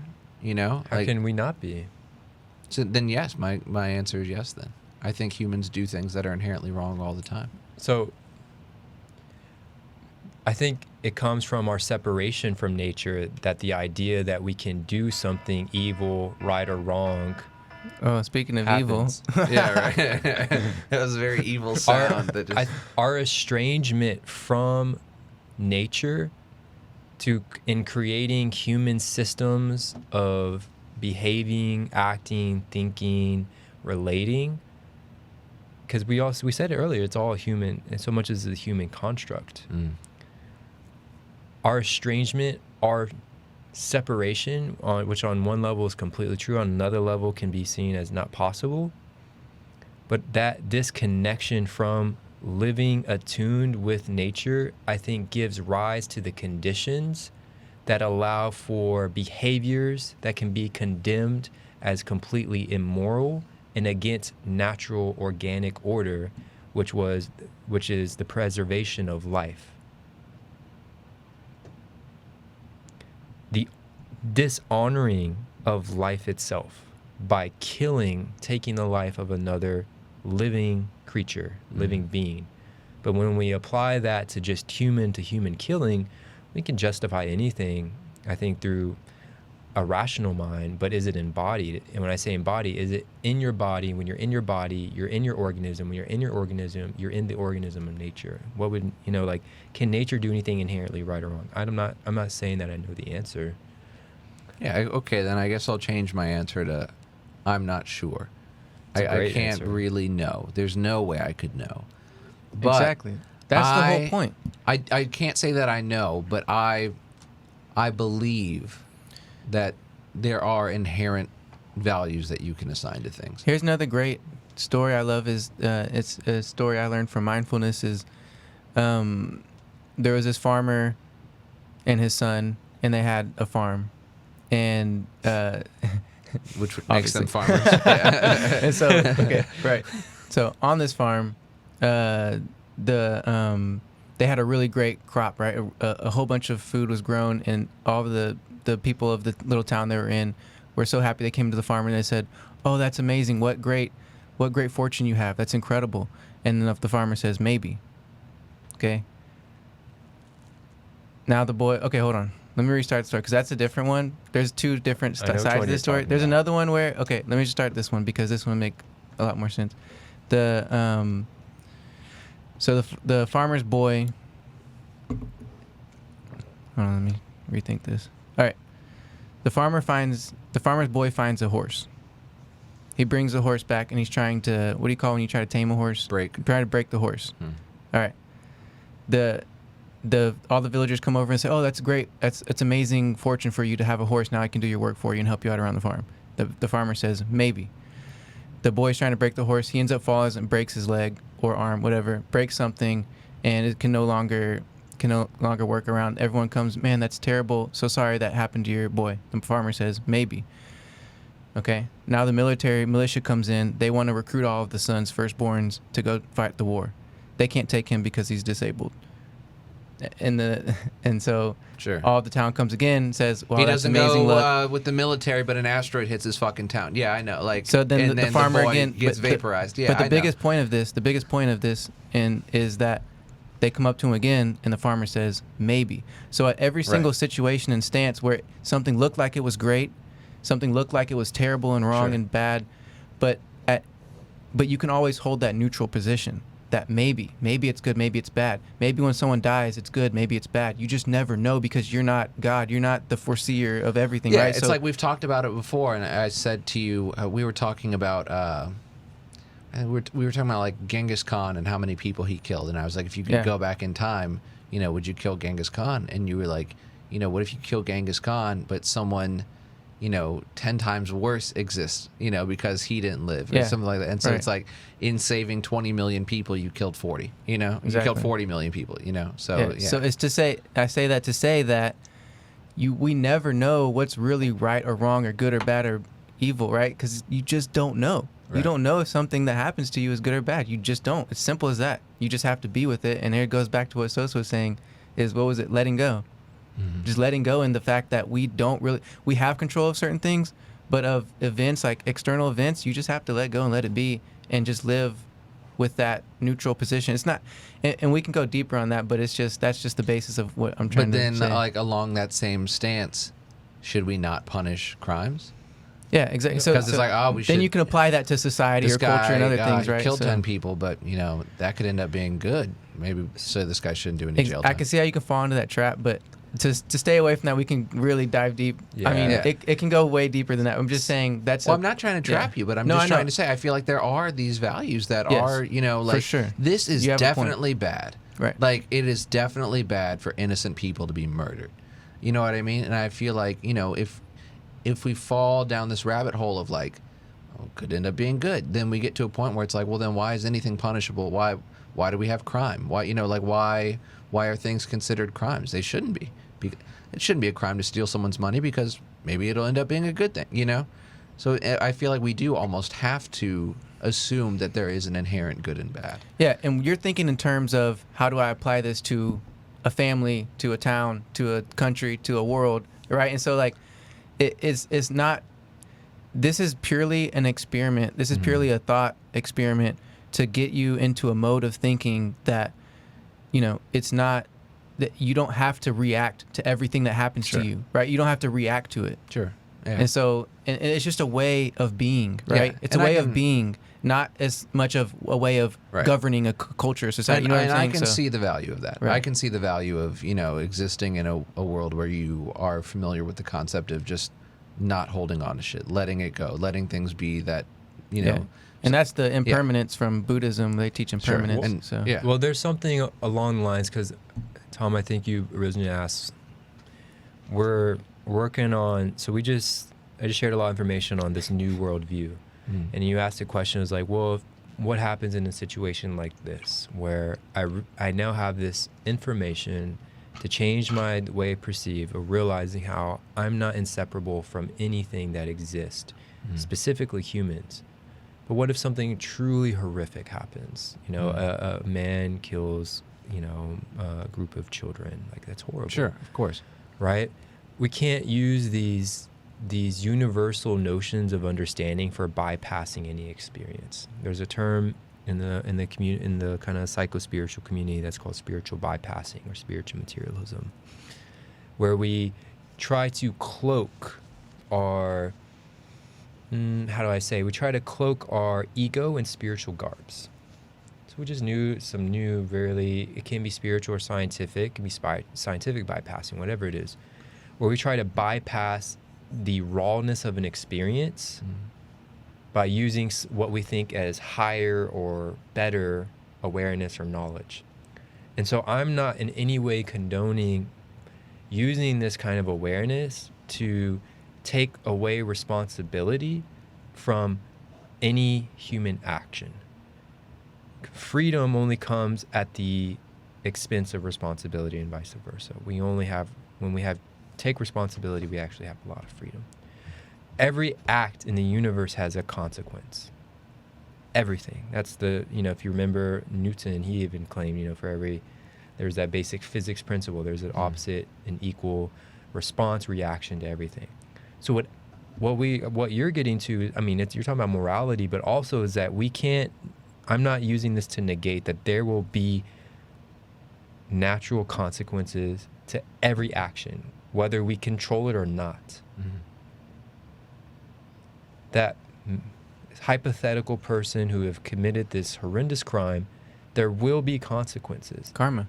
There will be, and whether it's governed by forces of nature, forces of society, there will always be consequences. And we're not going to bypass or excuse or ignore those kind of actions with awareness, even realizing that this human being that may have condemned what I think Adam's trying to say, what I hear Adam trying to say is, when I consider the perspective of this person who we may label as a murderer, I at least want to know, I will assume that this human being was suffering a great deal to commit such an act. I will assume that. I will investigate to see what was this person, was he really, like, because we all started as the same seed in an embryo. We're all babies. We all started with this innocence as a baby. Is any baby evil? I don't know. I'm not going to say yes or no. I would claim that it's not a matter of whether any baby's good or evil, that every single human baby and even like creature starts out as a fundamental innocence that is exemplary of a kind of innocence that certain religions claim to be the doorway into greater eternity. So all I'm trying to say is there will be consequences. There's not going to be bypassing of that. And I really think that it's a trap to label morality into right or wrong, good or bad. Because what I like to we say at the Neurosculpting Institute, gray matters. Gray matters. Gray matters. I like it. But it's one of the most uncomfortable areas to be. There's a lot of, we don't like being in the gray area because one of the greatest fears of the amygdala is uncertainty. So we have to override with mindfulness practices. We're actually overriding millions of years of brain evolution so that we don't fall into a system of behaving that is reactionary to right, wrong, good or bad, fear reaction based patterns. We're overcoming millions of years of evolution to step into the prefrontal cortex, to open our awareness, to consider big picture thinking, empathy, compassion, really more complex social constructs. But we can only access, this is what's so incredible, as soon as you get in a limbic brain state, resources, blood oxygen and glucose flow away from your frontal lobe into your limbic brain. You literally have less resources to activate the area of complex problem solving, empathy, all these other higher functions we associate as the best qualities of being human. We lose access to as soon as we get into a fear-based state, stress-based state. And a lot of people, when they argue about this, they don't have the mindfulness to not get reactionary and go into that limbic brain state, especially with things like politics. Dude, it's so evident. They get reactionary, and at that point it loses its value for me, because you're already, what's happening in the brain images studies show, you literally have less blood flow going to your frontal lobe, which are the best qualities we want to be at the highest level of society. Yes. But we're without the mindfulness, self-aware practices, we can't regulate our nervous system, our brain, to stay in a state of not identifying with that. And so I guess where I'm just going with this is that we want to be able to stay in this mode of awareness, prefrontal awareness, whatever it is, to really have these nuanced conversations that really exist in the gray area, where it's not particularly right or wrong, good or bad. There's a time and place for everything. I think there's a time for playing that act was plain out unjustifiable. Taking the life of another human being, and that's justifiable not just because that's a human construct, that's a construct of life itself, of nature.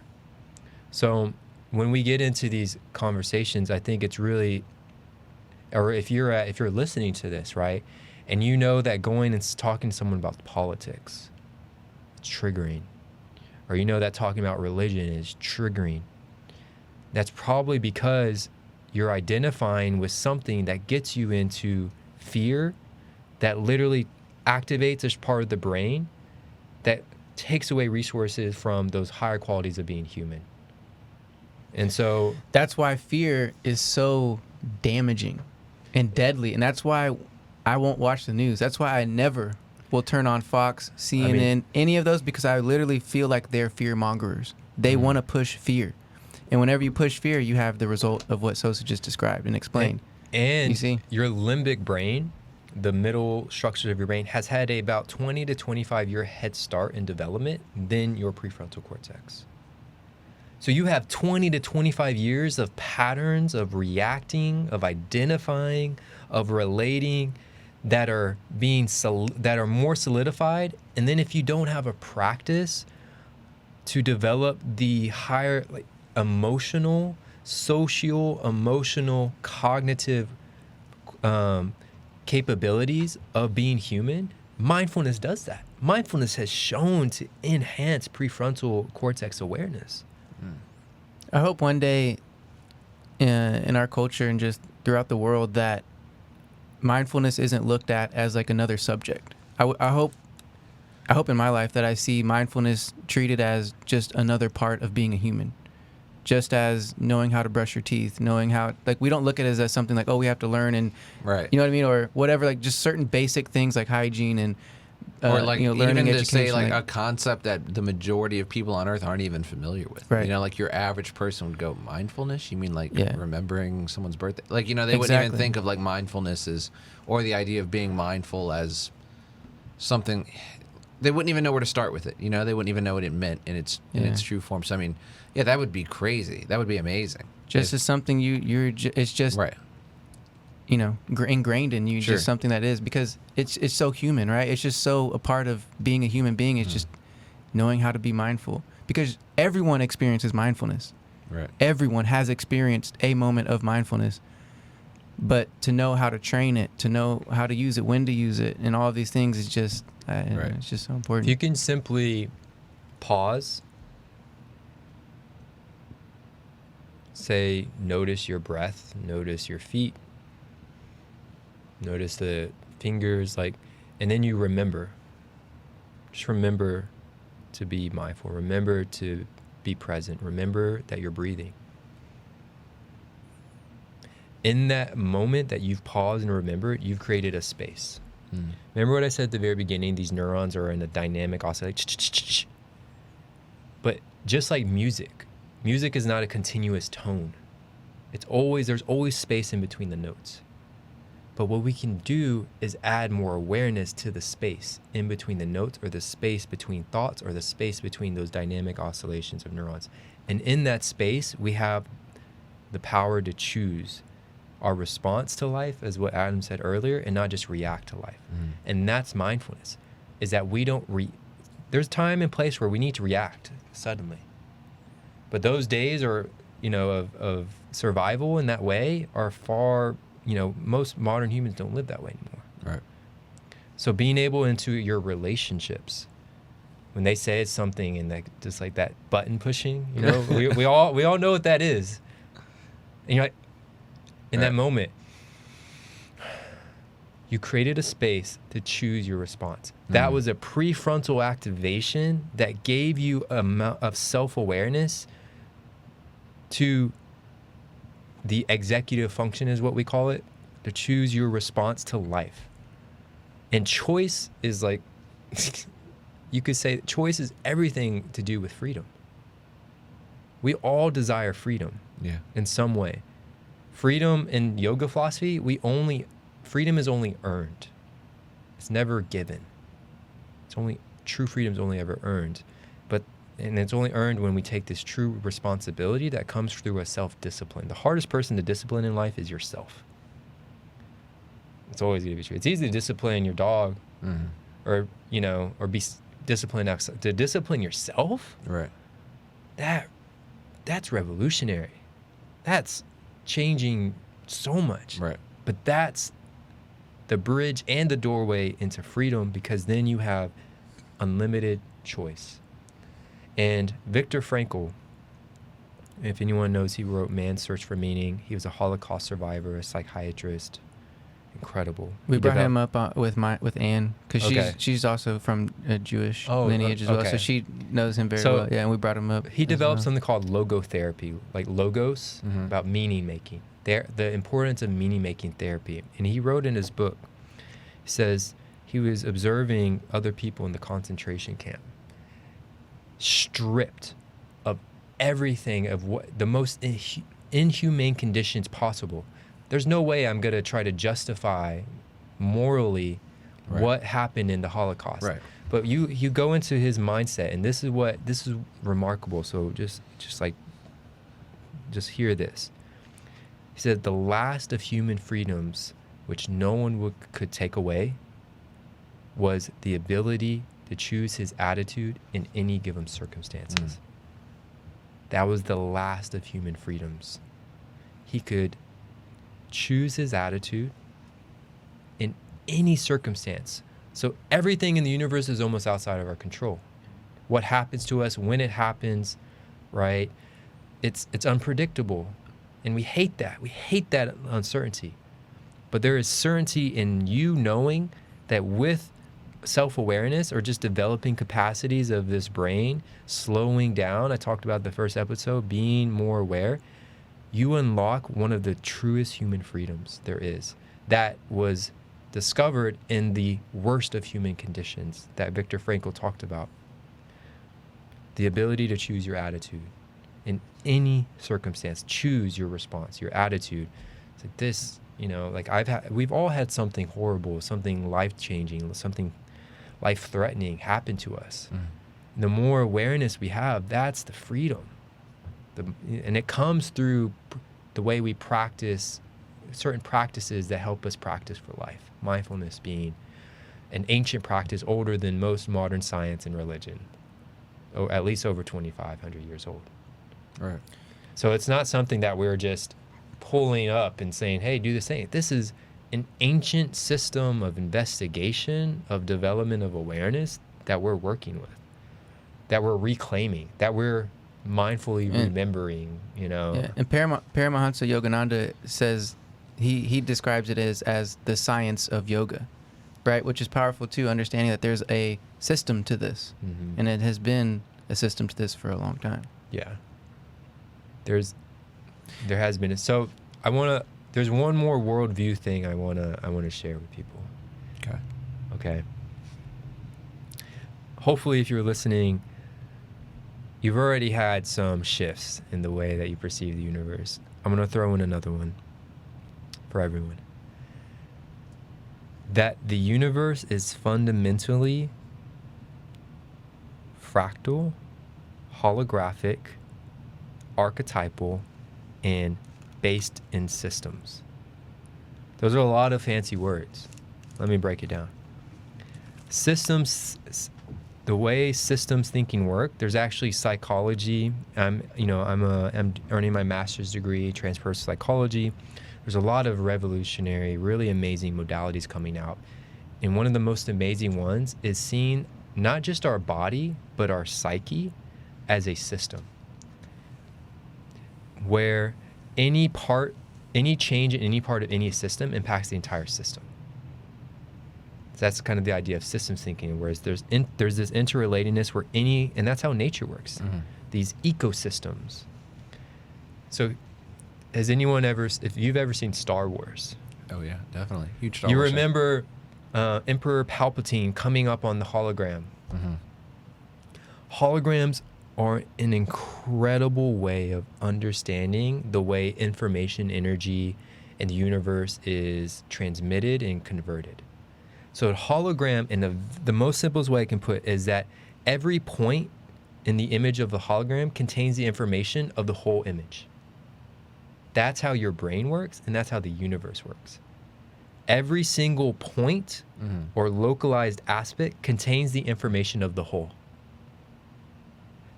Your brain is an internal hologram. So you contain the information of the total universe. As above, so below. That's a Hermetic axiom. Do you know which one that is, though? No. The principle of correspondence. It's the second Hermetic axiom. Right. There's a correspondence between heaven and earth, or below and below, the microscopic, the macroscopic.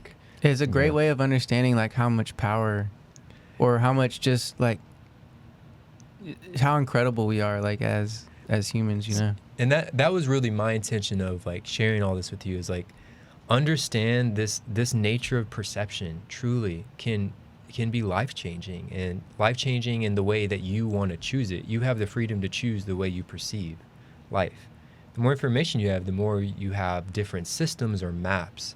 in which to, to place on top of each other, take one map out, and we can really play with like how we want to view this world and live in it, Right. Like why are we all here, to experience this life and choose and have the freedom to live this life in the way that we want to. And it just so happens that there's some people that have a lot more freedom to do that than others, and that's just the way it is. Is it fair? That's what I'm saying. Like, I don't know if anything in nature is fair. I don't really know. It's a human construct, but that's what was my intention with sharing that, is like this idea of understanding the universe as a hologram, as a system, and that your body operates in that same way.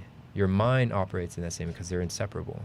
Your psyche operates in that same way. Remember I said psychedelics are soul revealing. The psyche encompasses the mind. And so my work is really geared around giving people, like I'm stepping into my third year of my master's degree, where I'll be doing something at what's called in Denver, Colorado, the Neurosculpting Institute.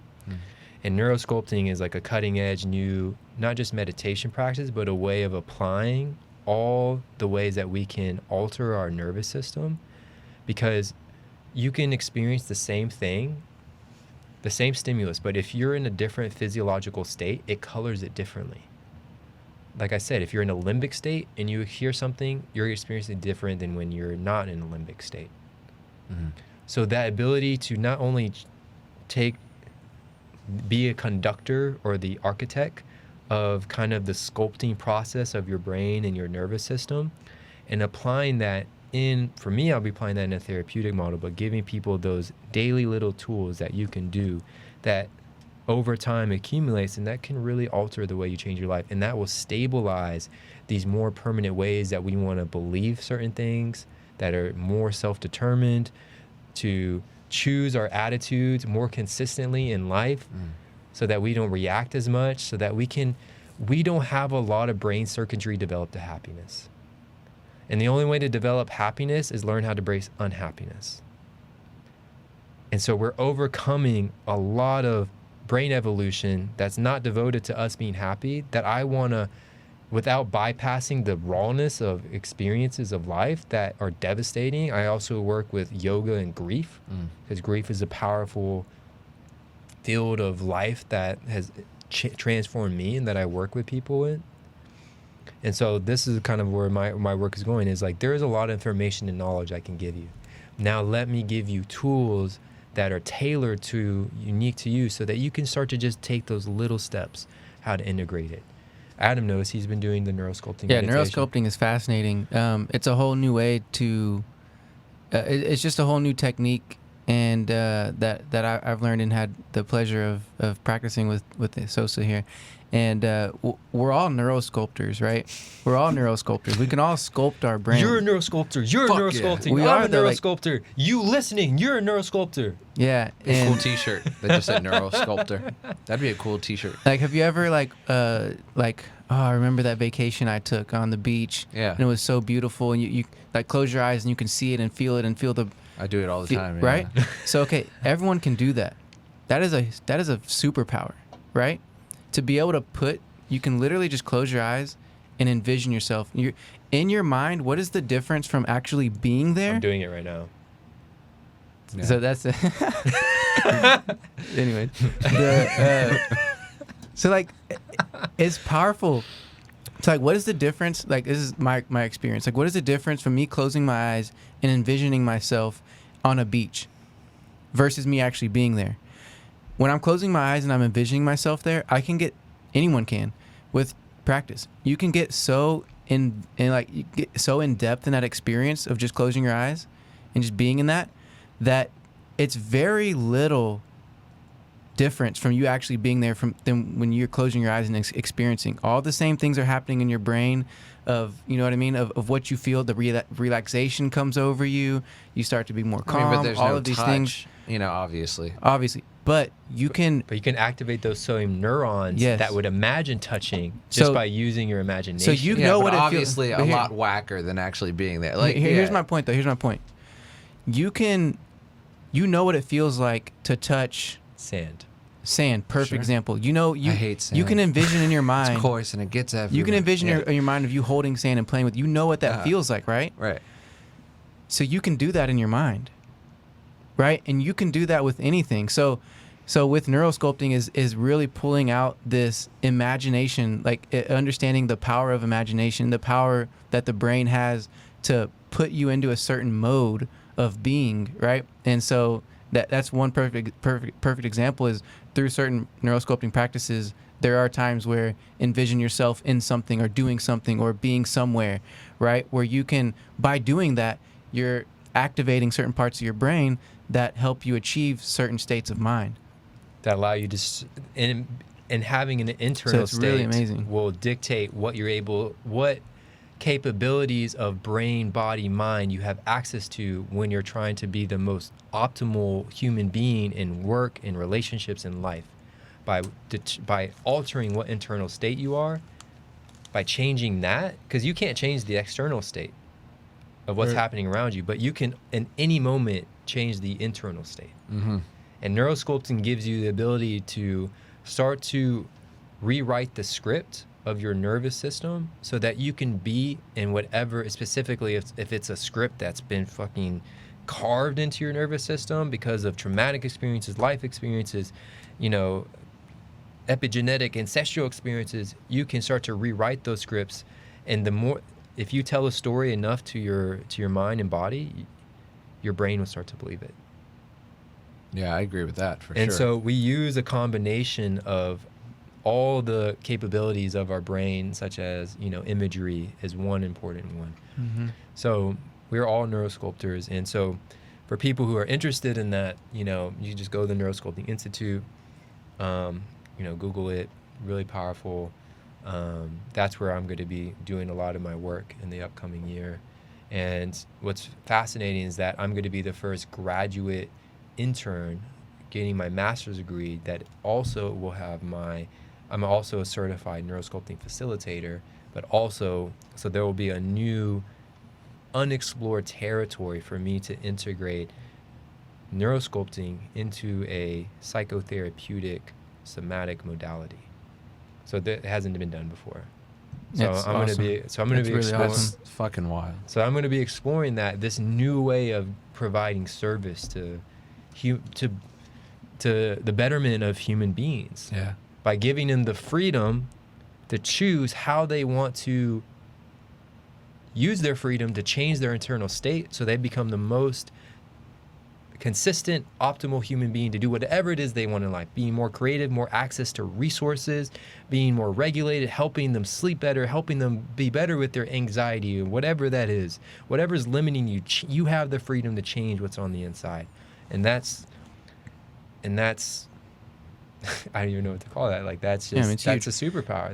That's the power. That's the kind of empowerment that I've been working on harnessing in my life with all the breath practices, the yoga practices, the fact that I can do a handstand and close my eyes and just breathe comfortably, right? You know, it's because I've cultivated that same internal state that allows me to be balanced even when I'm literally balancing upside down or trying to balance in life while I'm driving, or in life when I'm at work, or when I'm at school, or when I'm in a difficult conversation. Not right now because I'm loving this one, but we've all had that, or in a new social situation. I'm like, wait, and I have all these tools to sculpt that experience in a way that will be in the direction of that I want. And so that's what I want to eventually really give these people, people listening, share these resources, because resourcing is all about resourcefulness is being full of source,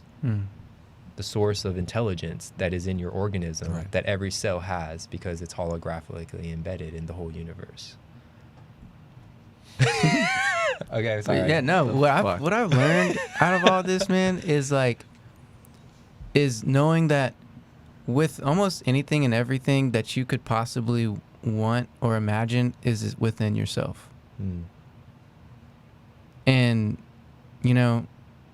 it's not obvious at first. It's really not, because there's so many other exterior factors pulling your attention. We're in a war of attention actually too, by the way. Oh yeah, and for sure. And so whenever you can pull and bring your intention to yourself, you'll start to explore and discover so many things, not only about yourself, but about the universe and what we've been talking about. You start to learn how things work, how things behave. And it's just a fascinating experience and journey. And it is a journey. It's not something that you're going to, unless you're some, blessed guru who sits on a rock and just is hit by a lightning strike of enlightenment. You know what I mean? Right. It's a process, and it's going to take sometimes a lifelong or multiple lives to, depending on what you believe, to, eventually, because how I see it is like, we're on, at least me, is like I'm on this journey of self-exploration and self-inquiry and self-discovery, where it's like there's like levels. I'm slowly just, it's not like you can see it as you're going higher or experiencing higher levels of consciousness, higher levels of vibrations and frequencies, which in a way, yes, but it's also just like this journey. There's ups and downs. There's stuff blocking your path and different things, but like along that way, you're just learning so much about everything, about yourself and the interconnectedness of everything, right? And so that's just my experience of what we've been talking about, and there's obviously so much science behind it, but really you're not going to really know or do anything until you sit down, be quiet, turn everything off, close your eyes, or leave them halfway open, whatever's most comfortable for you, and really just check in with yourself and start to see the mechanisms of what's going on in your brain, what's going on in your body, how are you feeling. That's when you start to learn so much about everything. It's incredible how much you can actually learn and how much information is there when you just are quiet, just by yourself, sitting. You know what I mean? Let go and come home. And it's weird that that's a rare thing to think about. Like, it's weird that your average person isn't doing that. You know what I mean? Like, it's weird that that's something that people need to be reminded about. You would think, or you would hope, that would just be a standard practice in everyone's day. Maybe we'll get there. Yeah. Hopefully we'll get there. Yeah. We have to. Yeah. If we want to evolve and become a galactic society that can use Mass Effect relays to traverse star systems, we can only do that if we're not in a fear-based place of killing each other. How do I know we're gonna get on a Mass Effect? Yeah. Hey, wait, I'm going somewhere with this. That's one of my larger visions, is that I will be a human being, because first and foremost, right, the whole field of psychology, of mental health, I can boil it down to it's all about the nature of identity. Everything you're doing in every single moment, the way you experience it, is based on how you're identifying with yourself in said experiences. Right now, Tom is being Tom. I is Tom, or whatever your I is. And so I recognize that level of relative identity, and different identities come with different privileges and benefits, and that's just how it is. It's not fair. But first and foremost, I am an Earth citizen that is a human being. And then we can trickle down and say, oh, I'm an American, and oh, I'm a Texan, oh, I'm a Houstonian, oh, I'm a whatever. I'm from Third Ward, yeah. I'm getting smaller. But first and foremost, I'm a human. I'm an Earth citizen, and hopefully my virtue of hope is to contribute to this development of human awareness to become a stellar civilization where we reach a vibration of awareness, of consciousness that values diversity, the uniqueness of every individual culture, but at the same time doesn't let that divide us, so that we can allocate our resources of intelligence, emotional, cultural, all the different forms, so that eventually we evolve to become beings of space, that we travel galactically, that we travel stellarly, that we can harness the resources of different, and we do it in a way that's not based on colonization, dominating, or taking over, or this imperialistic mindset. It's done in a way about expansion and growth of human capability for evolution, for growth, in all in the transpersonal way in all areas. And I hope that can come through, and hopefully this lifetime, maybe by 2200, it can happen, you know, that we have an astro economy, we mine asteroids, that we can, start to really explore and traverse without in a harmonizing way that's not based on killing and destruction, the universe. Starting with our solar ecosystem. But I think we first have to get good at taking care of one another, honoring and respecting this planet Earth as a Gaia, as this organismic intelligence that she will wipe us out if we don't start changing, and she gives us I mean, time. It's so hard to even think like colonizing the universe or even our own galaxy when we can't even do it right on Earth. You know what I mean? It's so hard to, like, I don't even want to go there until we can do it right here. You know what I mean? But that's my larger hope. And it is. Playing, it's a good hope to and have. Tom and I were talking about this incredible video game, Mass Effect, and it really touches that kind of, like, I don't even know, we call it like such a yearning, such a longing, such a desire for this kind of evolutionary awareness, this you know, cosmological consciousness that we can have to really physically or consciously travel through space, you know, and no scarcity, infinite, unlimited access to the furthest reaches of the galaxy, communicating and sharing ideas with multiple species, to really be these galactic species. But first we have to recognize how they wouldn't want anything to do with us on the Citadel right now. I totally agree. But like changing our perception, changing the fact that right now you can observe the way you were observing. Mm-hmm. Who is the one observing? Your ability to observe, even your breath reflects your ability to observe life, which is based on this modality of perception, which you change the way you perceive life, you change the way where life receives you and the way you receive life. And so hopefully I would love to be one of the progenitors of bringing human awareness to this stellar ecosystem, kind of traversing awareness and doing it in a way that is on a vibration of a frequency that is life promoting and not life destroying. And so that's you are doing that, and by sharing and practicing and living the way you do, it's having an influence. Obviously there's ripple effects of these things, and so if you understand what you do understand, the fields of energy and everything that's working within the universe, you're having an impact right here, right now. And if you ever want to learn neurosculpting, we can do meditations that take you into space, because I've done it. It's great. Do it on the podcast sometime. Let's all go astral project after this. Astral? Yeah, fuck yeah. I do have this now. experience where I was going into the 8th chakra, into the Cathedral of Souls. That was really powerful, but I think that's a time for something else. Yeah, man, you can't say that 2.5 hours in. You can't go, some Rock Lee, I opened up the 8th gate, 36 trigrams, that was crazy. I don't even know what any of that meant. I told you about it, right? Yeah. You went Super Saiyan 2 or some shit. What? Kaioken Ultra Instinct kicked in. Like, what the fuck? I did a soul contract renegotiation with the rules of engagement, of the unspoken rules of engagement that we have with everything in life, whether it's the chair you're sitting in, the headphones you have. Yeah, I like that concept. That we have these unspoken rules. We have these unspoken rules of engagement with everything, because there's this indefinable space between us and everything else. In that space, we can renegotiate a contract, which we do in a plane that's not necessarily physical. And that's all I'll just say about that. But it was really powerful. It's one of the more advanced applications of neurosculpting. But a lot of people, I think, would get just a ton of benefit of coming back to learning how to feel safe in their body and what that is. And then once you're embodied, you can transcend the body, or at least use your awareness to at least stretch outside of it, not even leave it, just stretch outside.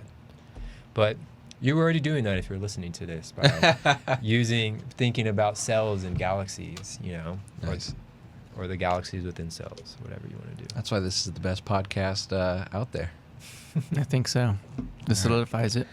I think that's a really good note to end on. So I think it was a great conversation. Thank you for coming by. I know you're only here for like a week, so I really appreciate that you took the most out of it to come down here. And Adam, it was nice to have you away from the controls. This feels nice. It feels like I'm more connected. It feels like more a part of the conversation. Eventually, we'll get it to where this is the norm. Hopefully. Yeah. Well, hopefully, it wasn't too boring just sitting on the same screen watching us for 2 hours. Fuck it, I don't care. Yeah. Anyway, all right. Well, then until next time, be mindful. What else should we say? Research everything. And I don't know, play some Mass Effect and use your imagination. So until next time, as Commander Shepard would say, that's all for now. All right. Stay safe out there in the cosmos. Peace, y'all. Peace.